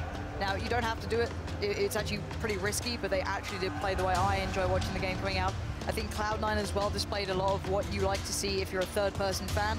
Good positioning, a lot of cerebral plays in that aspect of you know, how to just create rotates, good pivot points, and even being support players. Sweater there even saying he would be the support player to play in Borg, and I don't blame him either. We can jump down a little bit. Smack and Vis on there, probably a standout. The Noble guys were certainly doing some work. Liquid, I think Ollie and Hayes actually got caught by Ninja at one point, so that was them going down if I'm not mistaken. But yeah, we're seeing a little bit more of the experience towards the top end. But actually a lot of the streamers getting dirty as well. You see Cake getting the kills in there too. He's still up in this one. But as said, all it takes is a really good position on the board to shoot the way up their ladder. So if we see more of that coming in, I would be surprised to see those top 10s changing up here. Well, I want to get your thoughts on something while we do get this game number 2 rocking and rolling. Yeah. Do you think people are starting to find a role within PUBG? Do you think, okay, I'm a rifler, I'm an SMG, I'm a sniper, where if someone, okay, they're looting around, they find an SKS or they find a K98, do you think they're going to give it to someone who's on their team who they know will perform every single time with that weapon? Do you think we're going to start seeing individual roles as we progress further through this game's life? I'd like to hope so. I think there's definitely ability for individual roles to come in. I think that's really, really viable. Everyone has to be able to do it to a degree, right? You can't just go, oh, I've only got a K98, I'm screwed, I guess I'll just give it to you, right? That's not going to be good enough. But I'm pretty sure you go for something a little bit smarter, and, split up the loot accordingly. I think ARs are ARs, you'll have personal preference, but I don't think it'll warrant too much of a change out just yet. I think that may come down the line if it gets a little bit more refined. But yeah, I think there are players who are, you know, more surrounded, more into certain weapons and how they play it out. Like, for me, Moleman is one of the players who stand out with any sort of sniper. He, to me, is a little bit more defined with that. He's only an all-rounder. So we might see him in the future. I don't think he'll come in as much in duos, but squads, there could be that aspect coming through. And I like what we're seeing, even then, there are certain few cases, I cop for it once, could be wrong here, but I'm pretty sure someone traded up a level 3 to someone who actually had an SKS in his back pocket. Again, could be wrong, but that's something you do need to watch out for if you got a level 3, especially when you're playing in squads. If you've got a man who's got a sniper and he's good with it, give him the level 3 helmet, let him poke, let him try and get a pinch, let him do the damage and get some information where people are. Again, as Pansy mentioned, it's not going to be too much of an issue when you look at duos. You're going to be picking up, you're looking for the rifles, you're looking for the on the vest, you're looking for the grenade, the smoke grenades, getting the Red Bull in there, everything that you can do just to make sure you've got plenty of things in the backpack and you're ready to at least either turn up to a fight, to be able to take that fight, or turn up to a fight and be able to survive it. Because those final few circles, again, it's not necessarily about killing the enemy players, it's getting in a good position, watching them kill each other. There is a viable strat for that, and then being able to advance, stay alive. There is a lot to be said for getting plenty of meds, and nhưng mà rút về cái điểm 100.000 được mà đưa ra tao nạp vào vẫn 100.000 đúng không? Vẫn là 100 điểm đưa lấy thẻ. Nhưng mà bây giờ tao mà rút thẻ thì bây giờ tao rút thẻ 100 tao mất 100 bao nhiêu ấy, rút thẻ 100 tao mất 115 cơ. Em chuyển nữa. No, you're absolutely right. It's an awkward game to play out, especially in the situation that I think TSM found themselves in. They were the prime example of a little bit of loot, not enough, but they at least made it towards, I guess, like the top 10. I think they actually made it in the end, maybe top 15. I'm not sure when they got called out, but yeah, they had really limited amounts. So it might encourage a couple of teams to maybe go for the higher loot value in this one. Bear in mind that not that many people went down to Novo or Military Island, even though the circle actually didn't favor it down the line. It could have been something that could help some of these guys out. Tức là không thấy rồi thì phải ở đâu phải tao phải ấn kiểu. Maybe it's not like you can 100% say this will help you because that circle could have been anywhere. There could have been more players, but you know we have hindsight, 20/20 vision, all of that jazz. That's just the thing we're seeing coming through here. That towards the end, you can't do the clean looting as you'd like. You're a little more under pressure. Còn chuyện này mất phí có 2% thôi. One person I also want to give a quick shout out to. You saw him in the pink shirt, supporting the pink wall there. It's going to be Drift. If you ever watched his YouTube channel, you've had a look at some of his videos. Đăng ký They nhận are hit code incredible. He does these này. breakdown videos where he Hit describes code his tân thủ. findings. He'll test guns, he'll test armor, he'll boot up a custom game and work with his teammates to look at what's the best option. There's one in particular where he talks about spray patterns of guns, what the compensators do, what the stocks do, various other things, all the variables laying down, crouching, going prone, and there's another one that moves on to armor as well. So if you want to learn a little bit more about how armor works, how when you need to be upgrading a helmet, I mean, we can talk for when you can talk about upgrading a helmet, upgrading a vest, looking at spray patterns, looking at the attachments for guns. Make sure you check out Drifter's channel because there are some really valuable videos on there, and it's a really damn good source of information. Yeah. Also, if you want to know what a little bit of the delay is, you can see Mythic there. Lex and Flom have managed to break their PCs. Oh. Thank you, CS boys. I don't know how they manage it, but they have, so that's going to be fixed up as soon as I can imagine.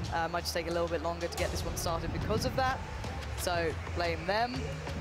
Although, yeah, they've got a lot of support here. I was kind of surprised. You know, I like crossovers in games. It's nice to see the CS guys still getting some good support from the crowds, and they clearly enjoy it. But yeah, overall, it might take a little bit of time, but I think we'll start to see the breakout teams and the consistency coming through in round 2 more than the first. I think first is getting situated again, and then round 2 people start to get a little bit braver. Towards the end of the day, một ngày chỉ một lần thôi, có mỗi lần đầu tiên được 2 lần. Mẹ trượt con cụ rồi. Thì phải quay hàng đồn, cái đấy quay lại phí thời gian. Đâu? Gửi tên đây. Chắc chắn là đây, mẹ tao biết nhặt. Gửi Facebook ấy, gửi Facebook ấy xong rồi tao copy. Đấy, mày phải xài kìa. He made it really high up the ladder, and I believe he lost moment quite early on. I want to say maybe it's around the 40-50 kill mark, but he still carried on as a solo, made it all the way up, made it down to those final few circles, and again, that's why his team is now really high up on the board. Yeah, I really have to say that Cloud9 were a big difference from day one to today. Không, lý do chuyển khoản đấy mà, tao chuyển em 100.000. Not only did they improve thoroughly from the solos, you can see how they play, and they had a very smart approach. It wasn't just part of them, it wasn't just one side of Cloud9, it was both of them. Even the stand-in played very well there. Very well. So again, really enjoying seeing them coming into their own and showing why they're here and why they're representing Cloud9 at this sort of environment. Good work from them. But it looks like everyone's starting to feel a little bit better about it. Now, this is the guy I'm kind of surprised he didn't have a better bit of play here, but. Love saying the name, don't you? Is this the guy yesterday when we were watching him qualify that was just thế? Sao số sư khả dụng lại không đồng này? Con này tức thỉnh thoảng nó bị lag. Joy, for example, on the EU server, he's been ranked 1, 2.8k elo. He's probably one of the highest elo players here. Even in the recent season, the most people mẹ đúng cái quả thì mẹ đang đặt ngon thì con mẹ nó lag. Đang đặt ngon, đang là khỏi ăn to mẹ ơi thì nó lag nên đéo đặt được. Hết rồi. Đi chơi không? Alo, nạp điện thoại chỉ được một nửa thôi hả? Nạp điện thoại được 100 à? Bằng điện thoại tin nhắn cơ. À ừ. Đúng rồi, thì mẹ bọn pin này lại lag. Để cho thì mẹ dùng app điện thoại. Helmets, 100%. It's a level 3, it's a level 2, level 1, upgrade it every single time. Bọn này đang lag rồi. Mày thì ấn vào cái chỗ cộng ấy, chỗ cộng ấy xem nó có ghi hệ thống nạp thẻ tạm thời bị gián đoạn không? Thế thì bọn nó đang lag rồi. Tài xỉu lag rồi. But yeah, armor, it's you know the durability and then damage. I guess soak, they call it, or reduction, is pretty big step up on the level 3 helmet. 55 is the damage reduction, durability is at 230. So basically just the value of what situation you're in and what are your options to go to is all it goes to. And the same with the vest. The damage reduction is the main thing. It does of course limit your longevity. That's the only thing you discuss because obviously the durability will then shrink. So it's like, do I stick with it and hope that, you know, I have enough left on this that will allow me to even get that far with the damage reduction in place? So for me, as said, I'll always look for the go up to the 3s no matter what, just because of the damage reduction. I think that if you're expecting to live throughout a fight beyond the kind of durability, you're expecting to get away with murder, which is very unlikely. The damage reduction is, you know, goes up to 55%, so it's huge. Next fight win scenario then when you're looking at these vests and such, if you've got a completely tanked up level 3, I mean, I'm talking durability wise, that there's next to nothing on it.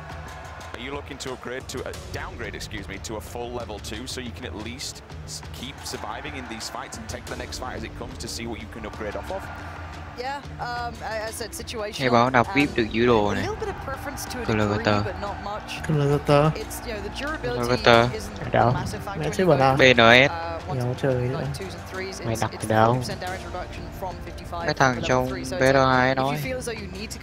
Làm luôn đấy. Reset à? Chắc sẽ reset thôi mày.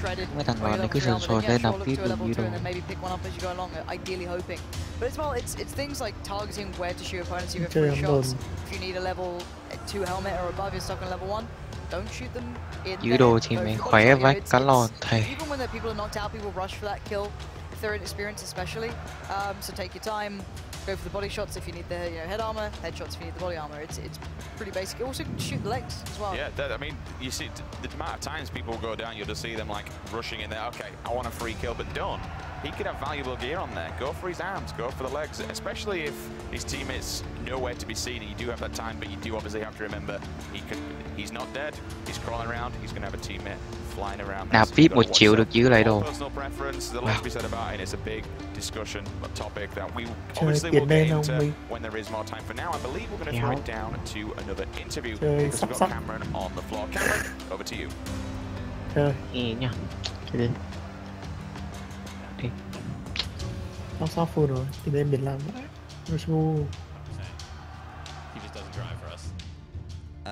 nó toàn chơi tiền thật thôi. Chơi tiền giả ở đâu thế? Có xu mà. Có ta vào chơi có chơi xu mà. Nó chỉ có vào đấy thôi. Drifter. If I had a name named, probably Drifter. Sorry. Chơi ngay. Không tìm được phòng thích hợp. Mẹ. Nạp VIP vào. Được reset level nhưng mà được giữ item lại. Cặc thế chơi bẩn đấy. Mày nạp VIP còn 50.000 thôi mà. Mày điên à? 100.000. 100.000 mày 100.000 chưa được VIP. Được VIP 7 ngày. 200.000 cái lồn này. Ok. Kệ mẹ bỏ em. Cái lồn à, mấy bữa nay cày sắp mặt. This. Probably me. Jared OPS. Lucy May. Jared.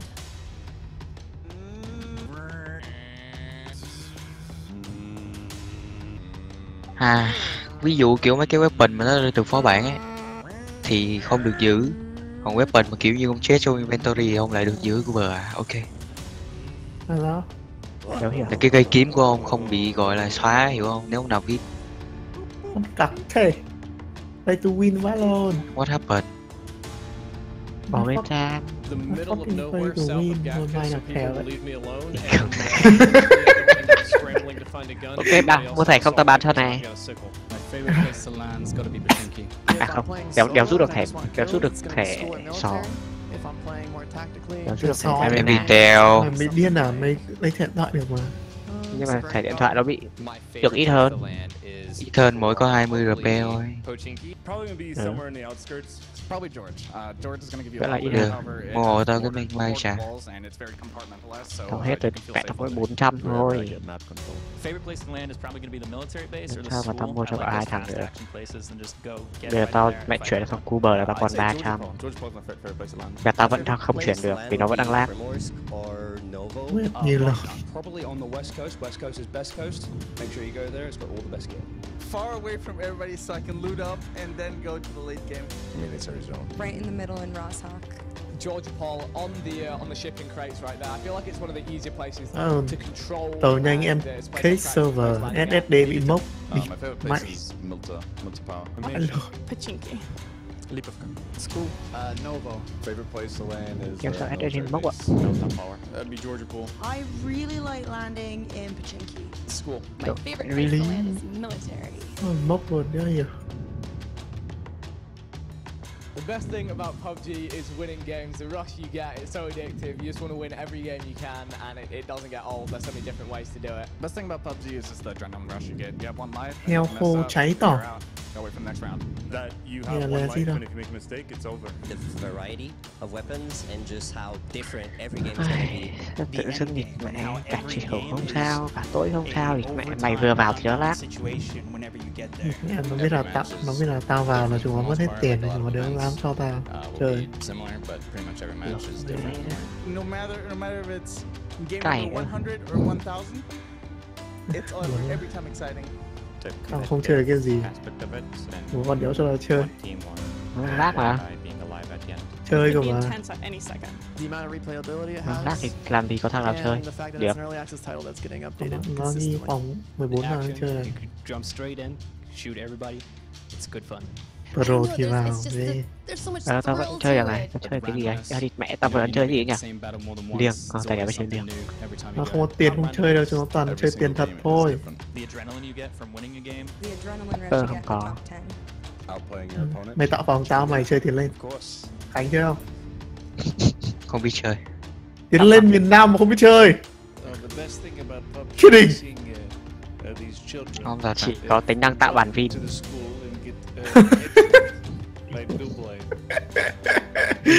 Cái chip kia nó cho là cái đồ gì.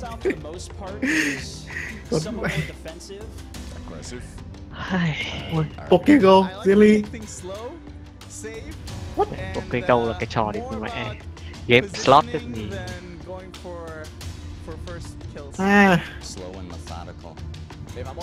Có Battleground. Có PUBG double thì double PUBG làm đi Cooper làm luôn, làm lồn, có lồn tiền là làm. Tôi thấy tại đấy như PUBG làm luôn đi, làm luôn đấy, lãi to đấy. Bắt này. Bây giờ mày mà làm luôn nhá, mày là bạn kiểu tiên phong ấy, hiểu không? Là bọn địch mạnh double sang mà mày biết không? Choi nhá, địch mạnh ở Việt Nam đang chơi đông vãi cả lìn, mà mày biết địch mạnh bọn Việt Nam thích cờ bạc cái nào đấy. Mày phải làm được cái đấy thì địch mạnh easy tiền. Nó vẫn là tiền. Làm đi. Nó vẫn cứ là tiền. Tao đéo sao, tao đéo tại sao Ki vẫn đắt nhá. Ki kiểu nó không đắt như trước nhưng mà mẹ nó vẫn đắt đi. Nó là thịt vậy. Mày nhìn hôm 17 kìa. Mẹ 10 đô một ki. Hôm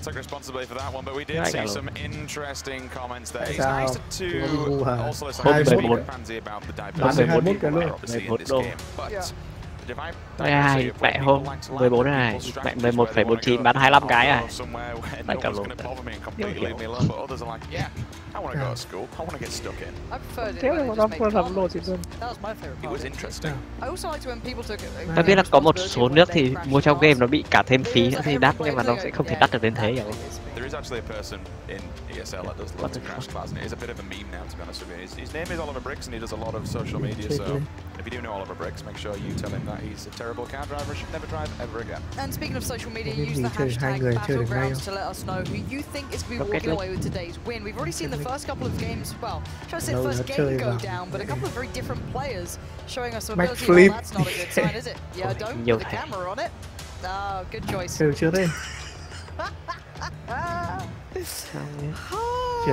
Just a quick restart. Today's Heroes days, isn't it? You know what? We're in pre-release. This is how it goes down. We're gonna have a. It's gonna be a fun day. We're just gonna stick by. In the meantime, we'll do as much felling as we humanly can. Discuss the percentage values of armor. How much more do we have to go to here? Tiến lên miền Nam. Oh, what? Let's go. Oh, come on. Mà làm đéo tạo phòng. Just look it up. No one cares about the percentage change. Rocket League thì. Let's go. Tao vừa đã rủ Judy nhảy dù rồi. Fuck Judy nào. What the fuck, một giây để sạc kiểu gì?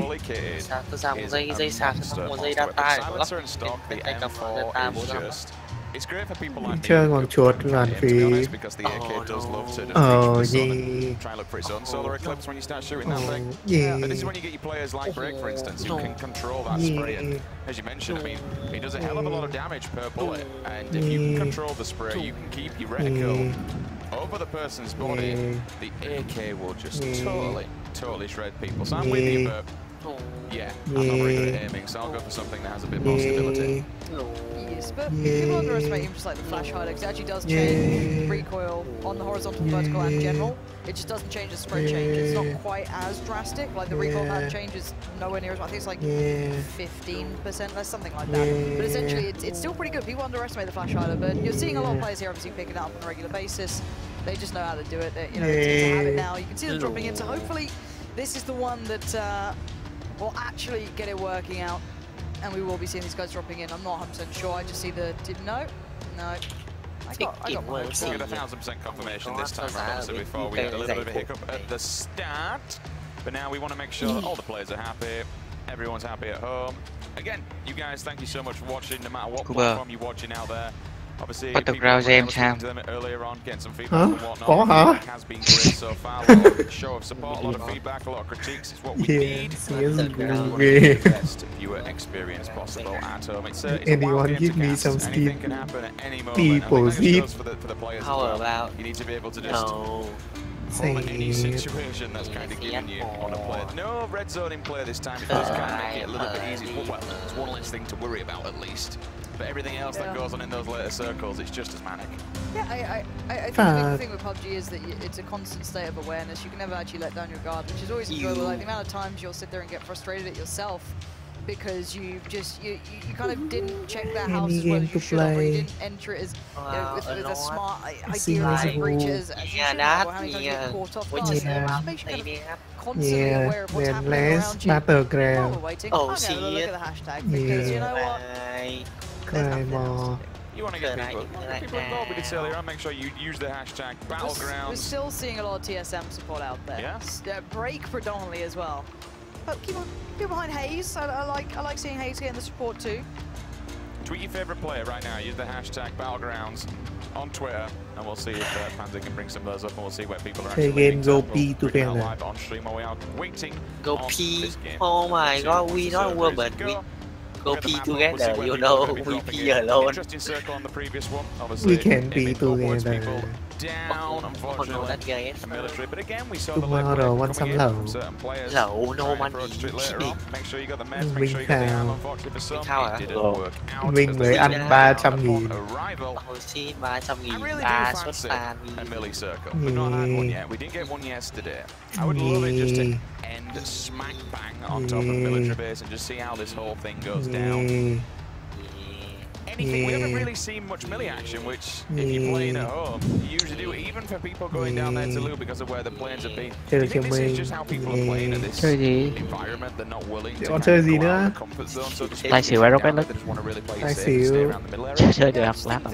The reward system not actually rewarding kills is going to discourage people nạp from tiền trả sao, nạp tiền trả chứ, mua mã thẻ game, có mã thẻ game không mình? Mày phải đi, đeo có Garena. Thẻ ghét là được rồi. Thẻ ghét làm đi. Thẻ ghét là thấp nhất rồi, thẻ ghét là lấy thấp nhất. Looking at this, we are seeing the people starting to tweet it out. We've got some Ninja fans, Break fans coming in. Trời ơi, tại sao lại có thẻ vi coi? Anh thì tại có thẻ dinh à? Bố mày mẹ nạp dinh lấy VIP á. Cái lô gì thế? MP3. Tao mua VIP của nhà của tôi. Much better. Because you've got this, these are another team that very much say, alright, first person. We love a bit of first person. When you watch him break stream, it's always first person. Him and Sakura. Tại sao mẹ nó có thẻ dinh xong rồi bây giờ nó lại bắt nạp vào thẻ cả điện thoại. Nó chỉ có thẻ cào điện thoại và những thế là kinh. Nó đều có nạp vào thẻ dinh. It's kind of show up time, alright? You say this is the way to do it, you love playing this, you'll stream this. I'm really interested to see that transition to the LAN environment. It's kind of getting repetitive now, we're going to try and back off from it, but again, you're not at home, you've not got your PC, you've not got your monitor, you've not got the rest of the kit, and your environment is a totally different and open environment. Cái gì quên mày không dịch là mày có thể ghét dịch vào thẻ điện thoại và internet today we had people qualifying, we had it qualify through, so there'll be even more people into this. It will be an 80-man event, and once again, will be, I believe, $64,000, which it's an insane amount of money. It's 62, excuse me. You know what? Nạp VIP được giữ đồ Open Beta. Là sao? Yeah. What that means? Nói lúc nãy xong không phải là sao? Gazer Mew mà. Là sao? Tao bảo Cuber mà, Cuber thì phải hỏi là sao? Là sao? Là UDS. Là sao đi mẹ tôi nó chơi bẩn. Thì xe lại tốn 200.000 rồi. Chat hút máu, kiểu easy hút máu vẫn luôn. Kiểu easy hút máu. Kiểu mấy thằng như Cuber ấy, giữ lại được cái weapon thì OP với kích với bộ vệ hồn nữa. Weapon đấy cái gì mà OP không phải. Weapon Cuber mà. Để ông đi 2 lần 3 lần của bản là được. Còn cả Open Beta nó hòn đấy nữa. Thì on cây 250 attacker. Cái gì nhưng biết đâu ấy vào lại vẫn còn service thì sao? Thì The Dream. Mà kể cả thế luôn vẫn lấy được. Thì đấy lấy đi, tốn thời gian thôi. Tốn thêm thời gian thôi. Nghe thời gian là tiền tốn nhiều lắm. Thời gian là tiền bạc, you play your video game, you fucking dumb shit. Thời gian là tiền bạc. Tiền bạc. Tiền. Oh my god. Một bạc bằng very nhiều tiền. Nhưng phải đọc ở đâu vậy? Đi. Cả team tao đồn. Thì thôi nó lừa mày đây. Tao đọc trên trang chủ nó có nói đâu. Cái group này Bị nó lừa rồi. Chúng nó bảo là lừa thằng Khánh mua VIP đi. Thì có tin đâu, để Open Beta xem như thế nào đó. Tu lên. Phải buồn cái. Nếu mà giữ đồ thì phải lo. Xong kiểu phân vân sao, tại sao mình nó không làm VIP trước khi lúc đấy. Mình làm gì? Sao mẹ mày chơi vài bữa mà lại bỏ? Wow, Hạ Long còn grab rồi.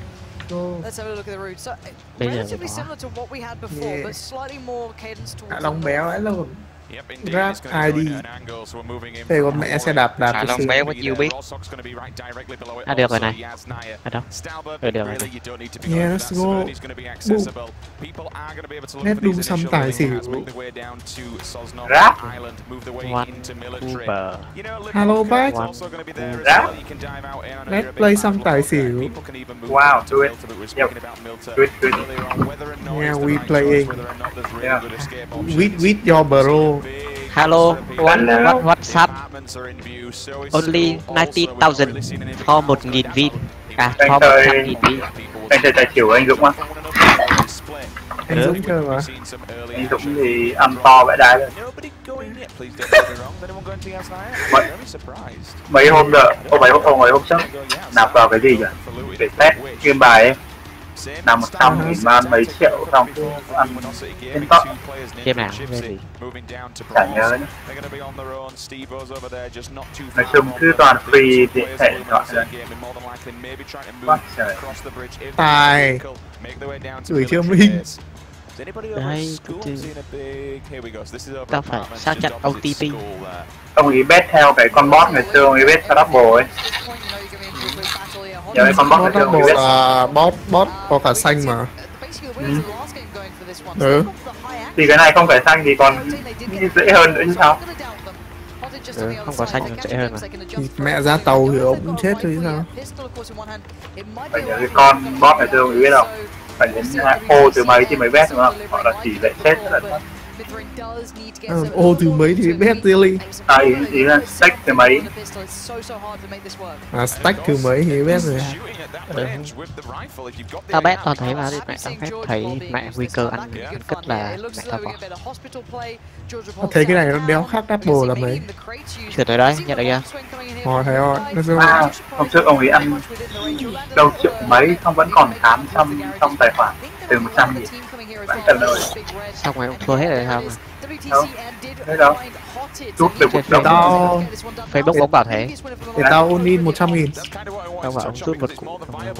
Thì phải không đi lại ăn cất. Vẫn vẫn lời một củ đấy. Rút được một củ. Comment thế thôi, chắc là nhiều hơn.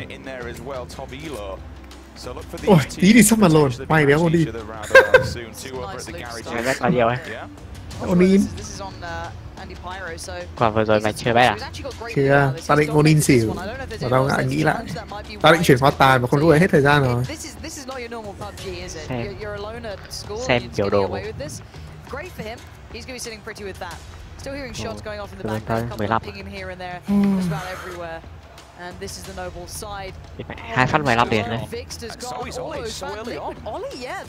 Mẹ tin tao, tài phát nữa đấy. Nghe nó cứ mơ hồ thấy lồn này. Chơi đâu đấy, Rick à? Pin play à? Hello, one sum em gửi cho 100.000 này. Đâu, căng. Không, yeah, chuyển khoản cho em 90.000 em gửi cho 100.000. Wow.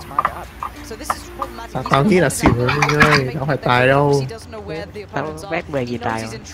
Ý, mẹ, thôi tao skip. Tao nghĩ là xỉu. Còn này, ôn in xỉu đi. Tao cứ bet nhỏ nhỏ tao lên dần rồi. Hello, one sum. Rút. Hello bảo anh Dũng chuyển em 100 cành.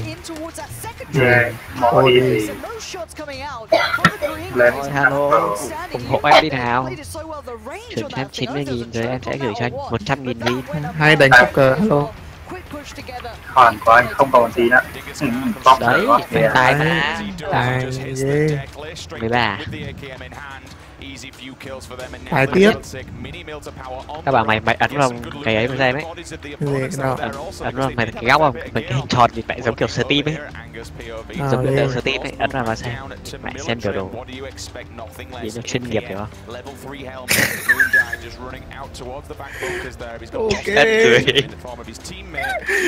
Ok. Lúc nãy tao nhờ để tao ăn liên tục ấy, kịch bản nó cứ đổi màu tao ăn luôn. Này thì đánh xỉu ấy chứ đánh gì nữa. Đăng ký nhận gift code first. Mi đăng ký rồi. Tao đánh tài mẹ. Tài á? Có được cái gì á? Không, nó đưa em gift rồi. Mẹ gift. Cái này mắc tàu là 6 rồi. Mày bị điên vì mẹ không thấy ông xin bảo không chưa gặp 11 à? Lúc chiều tao vừa chơi thì mẹ tổng 9. Tao đánh xỉu 10.000. Hôm trước anh Dũng sống tàu 10 đấy. Vừa rồi tổng 9 em ăn à? Em ăn hết cả tổng 9 luôn. Vậy rồi mày follow tàu à? Đúng rồi. Ok. Thế thì đánh bọn này bọn nó ít ra rainbow lắm nên là đánh tàu là đánh dễ ăn nhất. Thỉnh thoảng nó rainbow ấy. Thấy chưa Minh? Tao nói xỉu mà rainbow nó không dài. Xỉu đấy Minh. Ok. Tài. It's gonna be xỉu again. Có nghĩa là tài đấy. Thôi đánh tầm 20.000 xỉu đi. 15.000 xỉu. Ý thế, đánh khoảng 20 luôn. Và 5.000 green. Vãi cả lồn. Tiền thắng ở đâu ấy? Nó cộng vào luôn mà. Cộng vào lồn đâu, vẫn 100.000 à? Thì mày chơi bet được rồi. Cái lồn thế? Mày ấn vào chữ Y ấy, ở chỗ cạnh chữ tán lộc ấy, chữ Y ấy. Có cái lịch sử giao dịch ấy là mày nhìn thấy đấy. Đặt 10.000, trả lại 10.000, nhận 0 đồng. Mày phải trả lại, mày đặt vội vào đúng không? Tao đặt lúc 10 giây mà. Đặt vội rồi, mày đọc cái ấy, mẹ đặt vội quá, hoặc hai bên nó chênh lệch là thì mẹ nó trả lại đấy. Đặt sớm lên. Đâu, ok. Hello. Hello đang mua thẻ rồi. Nói, tài khoản không còn một xu nào nữa. Chuyển em 90.000 em, gửi 100.000. No, 90.000 luôn, còn 30.000. Xỉu ly. Không với em cứ chuyển cho anh 100.000 trước. Tài Tài kìa. Em chuyển cho anh 100.000 trước xong rồi anh ấy xạo nữa. Anh gửi em xạo nữa. Mẹ, bây giờ mà suy nghĩ ở bet 0,5 đô một lần đi mẹ ngứa nha. Tao vừa bet 1 đô thôi mà kiểu cay thế. Ok. Cái này là tính kiểu 100.000 hiểu không? Cái đi về nhìn số to khó chịu rồi. Đi bình thường tao được GA 5 đô tao ôn hết luôn này đi. 30.000 tài. Rainbow đấy. Em vừa Rainbow lúc nãy xong mà. Rainbow tiếp. Vừa Rainbow mẹ tầm 20 vòng xỉu. Hello có sợi cam không? Em gửi em 100.000 trước à? Thì tại chỉ sẽ hello sợi cam thôi. Hello Scam. Hello Scam, em vì đây. Tao mày bet cái gì? Tao bet 30.000 tài rồi. Tao bet 30.000 xỉu. Đánh toàn ngược nhau, chết. Thì thế Thì cả hai thằng đều nằm. Ra xanh đi. Cái bọn này quay chả bao giờ được tiền nhé. Đấy, ai ôn là quay trượt rồi. Thì còn bao nhiêu đấy? Like 50. 343.000. Chuẩn bị chuyển tam 90.000 tiếp mà. Mai đưa tiền nha. Chuyển đi mới đủ, chắc tao nghĩ là đủ. 180. Đủ. Chuyển gì anh? Hello á. Chuyển cho anh á.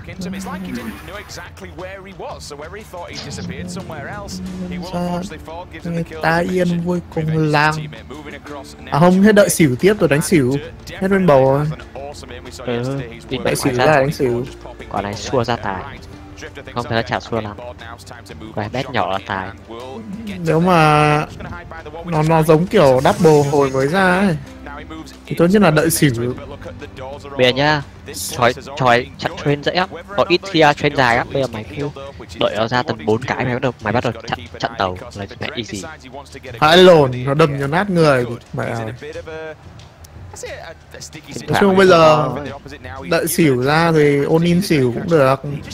Trong trường hợp đen vãi lồn thì tại chết thôi. Không, trò này mẹ nó cái đấy chó lắm, mày nhìn kìa. Mày nhìn mấy cái history kìa mẹ. Ai đi? Thỉnh thoảng có chó lắm. Ai đi? Kìa, mấy cái đầu kìa. Đâu xỉu à. Quả này mẹ sẽ lại ra tài á. Hello, lấy không? 100.000. Hit me. Hello cam nhá. Không sờ cam nhá, bao giờ có gửi em nhé. Gửi em tên. Hello King. Gửi trên Hello King. Tao nghĩ ra tài chứ. Tao ngồi đợi tí. Giờ tao vừa bảo thì mẹ ra tài, sao thằng bet xỉu nhỉ? Chết đi, mẹ khang mặt lồn này. Play. Tao nhầm, ok. Chưa thấy gì cả. Anh gửi tên vào Discord đi. Rồi. Đâu? Really? Vietnamese à? Mẹ em tưởng không? Gửi riêng. 90.000 nha.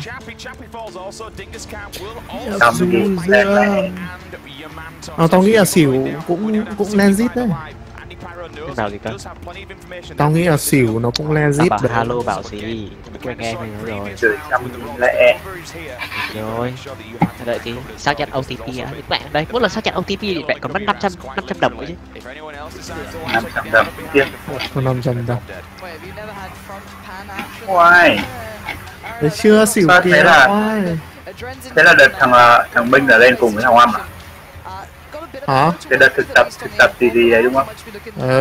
Đúng rồi đó. Không, em lên từ trước đấy rồi. Trước đấy em lên một lần. Trước đấy nó lên một lần xong rồi sau đâu, nó có lên cùng nữa đâu. Sau rồi có lên cùng đâu. Xong em đi ra. Sau đấy mày vẫn lên. Ta lên một tí, ngồi chơi với Halo và mày bảo mày ở nhà. Ngồi chơi với Halo. Cái hôm lên đúng không? Có anh đúng không? Nhận được chưa? No. Gửi đấy. Hôm nay có ai ta? Anh Dũng, anh Tài hết cỡ. Hello ơi. Gửi rồi đấy. Hôm đi cùng đi cùng Cường. Chưa? Nhận chưa? Rồi. Lên nơi này 90.000 nha. Để em gửi thông tin luôn. Chúng ta không thuộc về nơi này. Odin tài. Đồng ý. Màn đêm che giấu. Tại vì anh thôi. Mẹ nhìn thấy tay vào thì mẹ ông Odin tài được thì mẹ. Mày cũng máu đấy. Như trước bây giờ ta nắm chặt bàn tay của em vậy. Vậy thôi. Xỉu. Tao đi đâu? Tao đánh có 5.000. Đi ra nói vậy chứ ôn đi ra lồn à đi mẹ. Anh vừa có 50.000 xỉu và sau đấy mày bảo 90.000 thái thôi anh bỏ. Gia lý. Nhìn này là ra xỉu. Quả này dễ ra tài. Quả này dễ ra tài này. Còn nhiều người bet thế, bet toàn mười mấy triệu kia, căng ấy. 5.000 tài cho chắc thì còn mẹ. Quả sau. Ta phải bet quả sau với to lên. Quả này mẹ chưa chắc là tài rồi.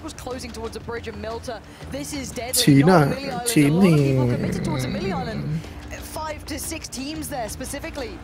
nhắm mắt ở thờ. Phía trước bây giờ của em vậy. Hello em. What the fuck? Thôi thằng Hoan sẽ đưa tiền mặt cho này. Em bao biết rồi gặp đưa tiền mặt. Oh my god, easy. Easy scam. Không, thằng Hoan sẽ chuyển khoản cho mày có gì đâu.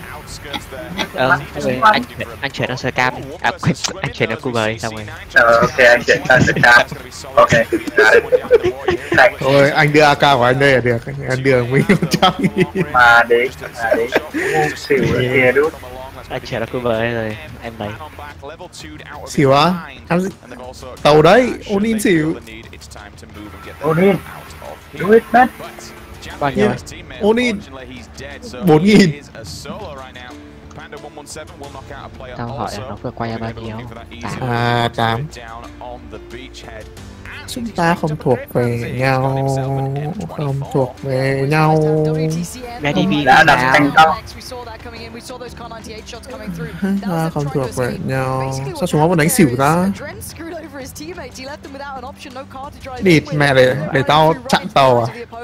5 cành. Tao đang chặn tàu à? Rồi tài à? Rồi tao 20.000 luôn này. 20.000 xỉu đi. Giờ lấy anh xỉu đi theo tàu. Hello. Chuyển khoản khác ngân hàng có 6.600 chứ mấy. Thằng Hoan sẽ chuyển cho mày. Sẽ chuyển cho bạn đi, để mai con lấy tiền luôn. Mày điên à, nó không nhanh thế đâu. Thế thì thôi bao giờ mày lấy được rồi mày bảo tao rồi tao qua mày. Yeah, baby. Thật kìa. Mày thế không bet thì. Mấy thằng này chuyên ra là mình tụt tay. Bet là do anh em đang chặn tàu. Để người ta chặn tàu đi, bị cán mấy cái có sao đâu. Thịt bò khô ăn 4 triệu. 4,5 triệu. Xỉu tiếp đi anh ấy. Đi mẹ. Ngán lồn. The problem is now, if you look at it for Andy, he's in a good position. 35.000 tài. Isn't far away, but for Andy, he doesn't have much ammo to work with. And here's the play now from Moo. Follow him. He's been trying to get to his fallen teammate, but he gets taken down. Now it's going to give away. There's more people here. Oshi and Emily, I think, just got picked up as well by Yuno. Nhưng mà mấy hôm nay tao may á. 5.000 tài, hay là 5.000 triệu. 2 hôm nay em ăn lô rồi mà. Tôi ăn hơi bé, ăn hơi ít. Không bao nhiêu? Hôm ăn 170. 170 điểm hay là 170.000? 170.000. Biết sao ăn 170 điểm tiền luôn nữa, ăn 170 điểm. Sao ăn 170.000 đánh lô làm cái gì thế? Ít tiền đánh thế thôi. Thế là mày đánh 2 điểm à? Đánh 2 con, mỗi con 5 điểm. Lồn chơi bời. Tao vừa lại về 1 con. Xỉu rồi, Minh ơi, mình ơi. Ở đi. Mất tiền rồi. Mất 10.000 rồi. Tiền tiền. Này thì không follow tao. Ôn in tài thôi. Sao em có cộng 10.000 win à? Anh thế? What? Trả lại. Cần tiền. Trả lại. À, thì ok. Cho em bet sớm lên. Ok. Ôn in tài thôi, chờ gì nữa? Bảo cho em bet sớm lên thì phải ăn được. Rồi, đánh 20.000 tài luôn. Xong tí bục cái ra xỉu đi mày ai. Nha. Phải nói ra thì mẹ về 1 tài. Nó nghĩa là xỉu hơn. Tài về 1. Nó nghĩ xỉu về ăn hơn. Vừa train. Train thì Dickhead mode on. What's not hot xỉu.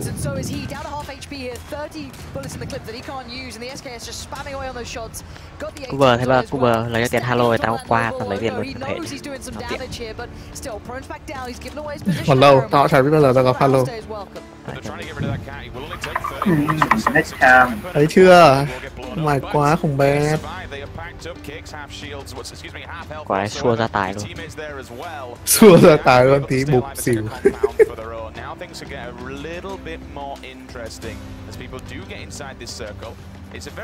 Đánh tài vậy, 20 cành. Đẹp xong đéo rồi bé. Giờ bet xong đi đá cái vào ăn tiền là đẹp. Chết con mẹ vừa rồi tao bet bao nhiêu nhá.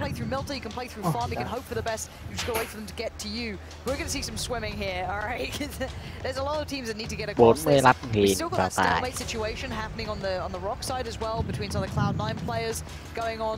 They're in a really awkward spot, but now we're going to see a little bit of play coming through here. They're still working their way in. Oh, that's going to be a spray down. That should be a connection and a half.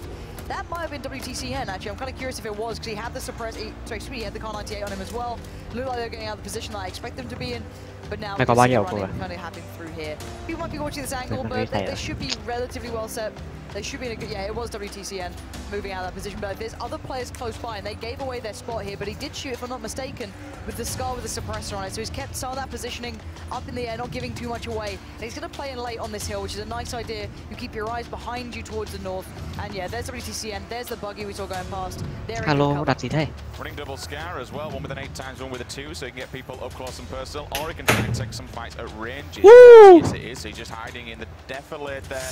Will creep up, will he go for a shot, or will he just hold back? Đi đá vào nhận tiền à? Đi mẹ lên giúp quá. Tao bảo mẹ xua là tài mà. Thì tao bảo gì đâu, tao đánh tài mà, tao đánh 20.000. Hay không? Tao bảo xua là tài. Kiểu đi đá vào nhìn tiền lên. Bọn này hay thế á. Sau trade nhá, nó sẽ thịt mẹ cho vào vòng mẹ nó lại quay lại vào cũ. Tao đâu có nói gì, tài tiếp mình. 9.600 tài. Quả chắc tài đấy. Đó là suy nghĩ. Tài suy rằng ok. Really? Hello, vừa rồi ăn không? Hello. 29.800 tài. Vừa rồi ăn không? Không, bây giờ mà. Vừa rồi ăn đi đâu vậy? Anh nhắn tin. Anh nhắn tin này. Mẹ vừa rồi bảo xua ra tài thì không đặt. Chia tay em gái please. No. Fuck yours em gái. Mọi vẫn đánh xỉu. Đi mẹ mày ngu. Chán Halo quá cơ bạn, đặt xua ra tài. Nhưng mà Yellow Rainbow thì sao? Cũng hợp lý. Em đánh tài rồi. Em tài đấy. Kéo vào Rainbow đâu. Rainbow rồi. Nhưng mà tao vẫn thích nghĩ là tài. Thì tao lại mày bên này không? Tài. Nó xỉu ạ. Mẹ xỉu 10. Địt mẹ mày xỉu 10 hãm bắn rồi. Học. Đi về tao có tưởng tài cơ, đếm nhầm một số ạ. Thêm một là tài đấy. À không, tao đếm nhầm thêm một số ấy. Đó, tao tưởng 9. À nhầm. Mày tưởng 11. Mai bác.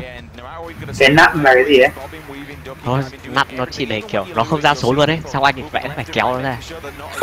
Để ra số. Wow. Kiểu Onin ấy làm quả nặng. Kiểu nặng để không nhìn thấy ấy. Rồi ta sẽ Onin vào xỉu con ạ. À đấy hello. What are you doing? Xỉu tôi 80.000 rồi. Hello xỉu 80.000 luôn. 80.000 luôn. Follow him. Được, vô, trước khi quá muộn. Tao bet 20.000 thôi. Tao bet 10.000. Ô, kịp không? My God. Tao bị scam bởi Halo rồi. Rip mai 100 tỷ.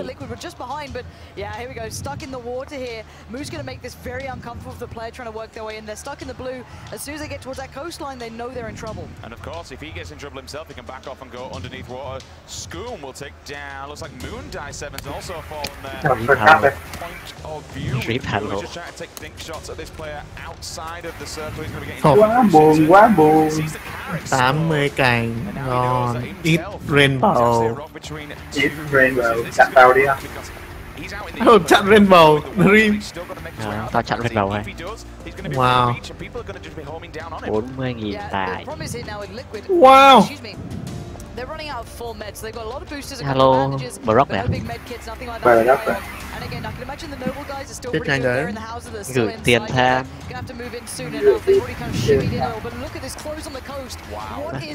Không thắng phải gửi chứ, anh sợ cảm.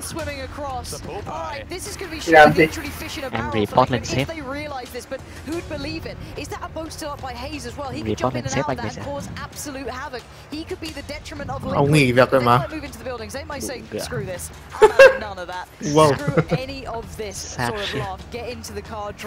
Cái gì? Ngoan gửi đi. Anh gửi xong ăn sau. Z thôi đi đâu. Đợi ngày gặp Halo lâu ấy rồi. Ngày mai. Ngày mai The Dream. Hôm nay chiều mai tao sút lộc. Tao rút lộc gần 20 lần. Đéo được đồng nào. Rút lộc kiểu gì?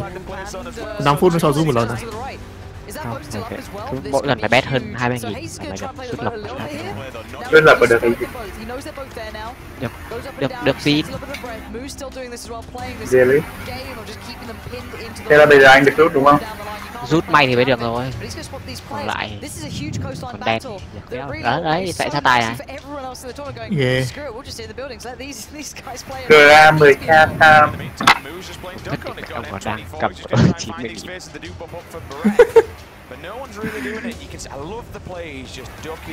Thế tóm lại 90.000 đấy mày GA không? Chéo sao GA 90.000 hơn? Đấy, chứ không GA thì bây giờ GA 10k 90.000 đấy chuyển rồi. Sao gì đâu? Đợi chúng nó bet tài đông thế. Tao bet xỉu Onin 40.000. Được. Rip của bà. Hại đéo. Thằng Minh mới vào làm ở Play đúng không? Thôi đi con mẹ mày sao rồi? Sao anh không nói sớm Minh đi. Thôi nó dụ dỗ anh em mình rồi đấy. Đéo được rồi. Đi mẹ bị lừa anh ấy. Nó chip, nó lên công ty nó chip win free xong nó bán lắc cho anh. Đi con mẹ đéo được rồi anh ơi, bị lừa rồi. Thì nó được 100.000 miễn phí à. 180.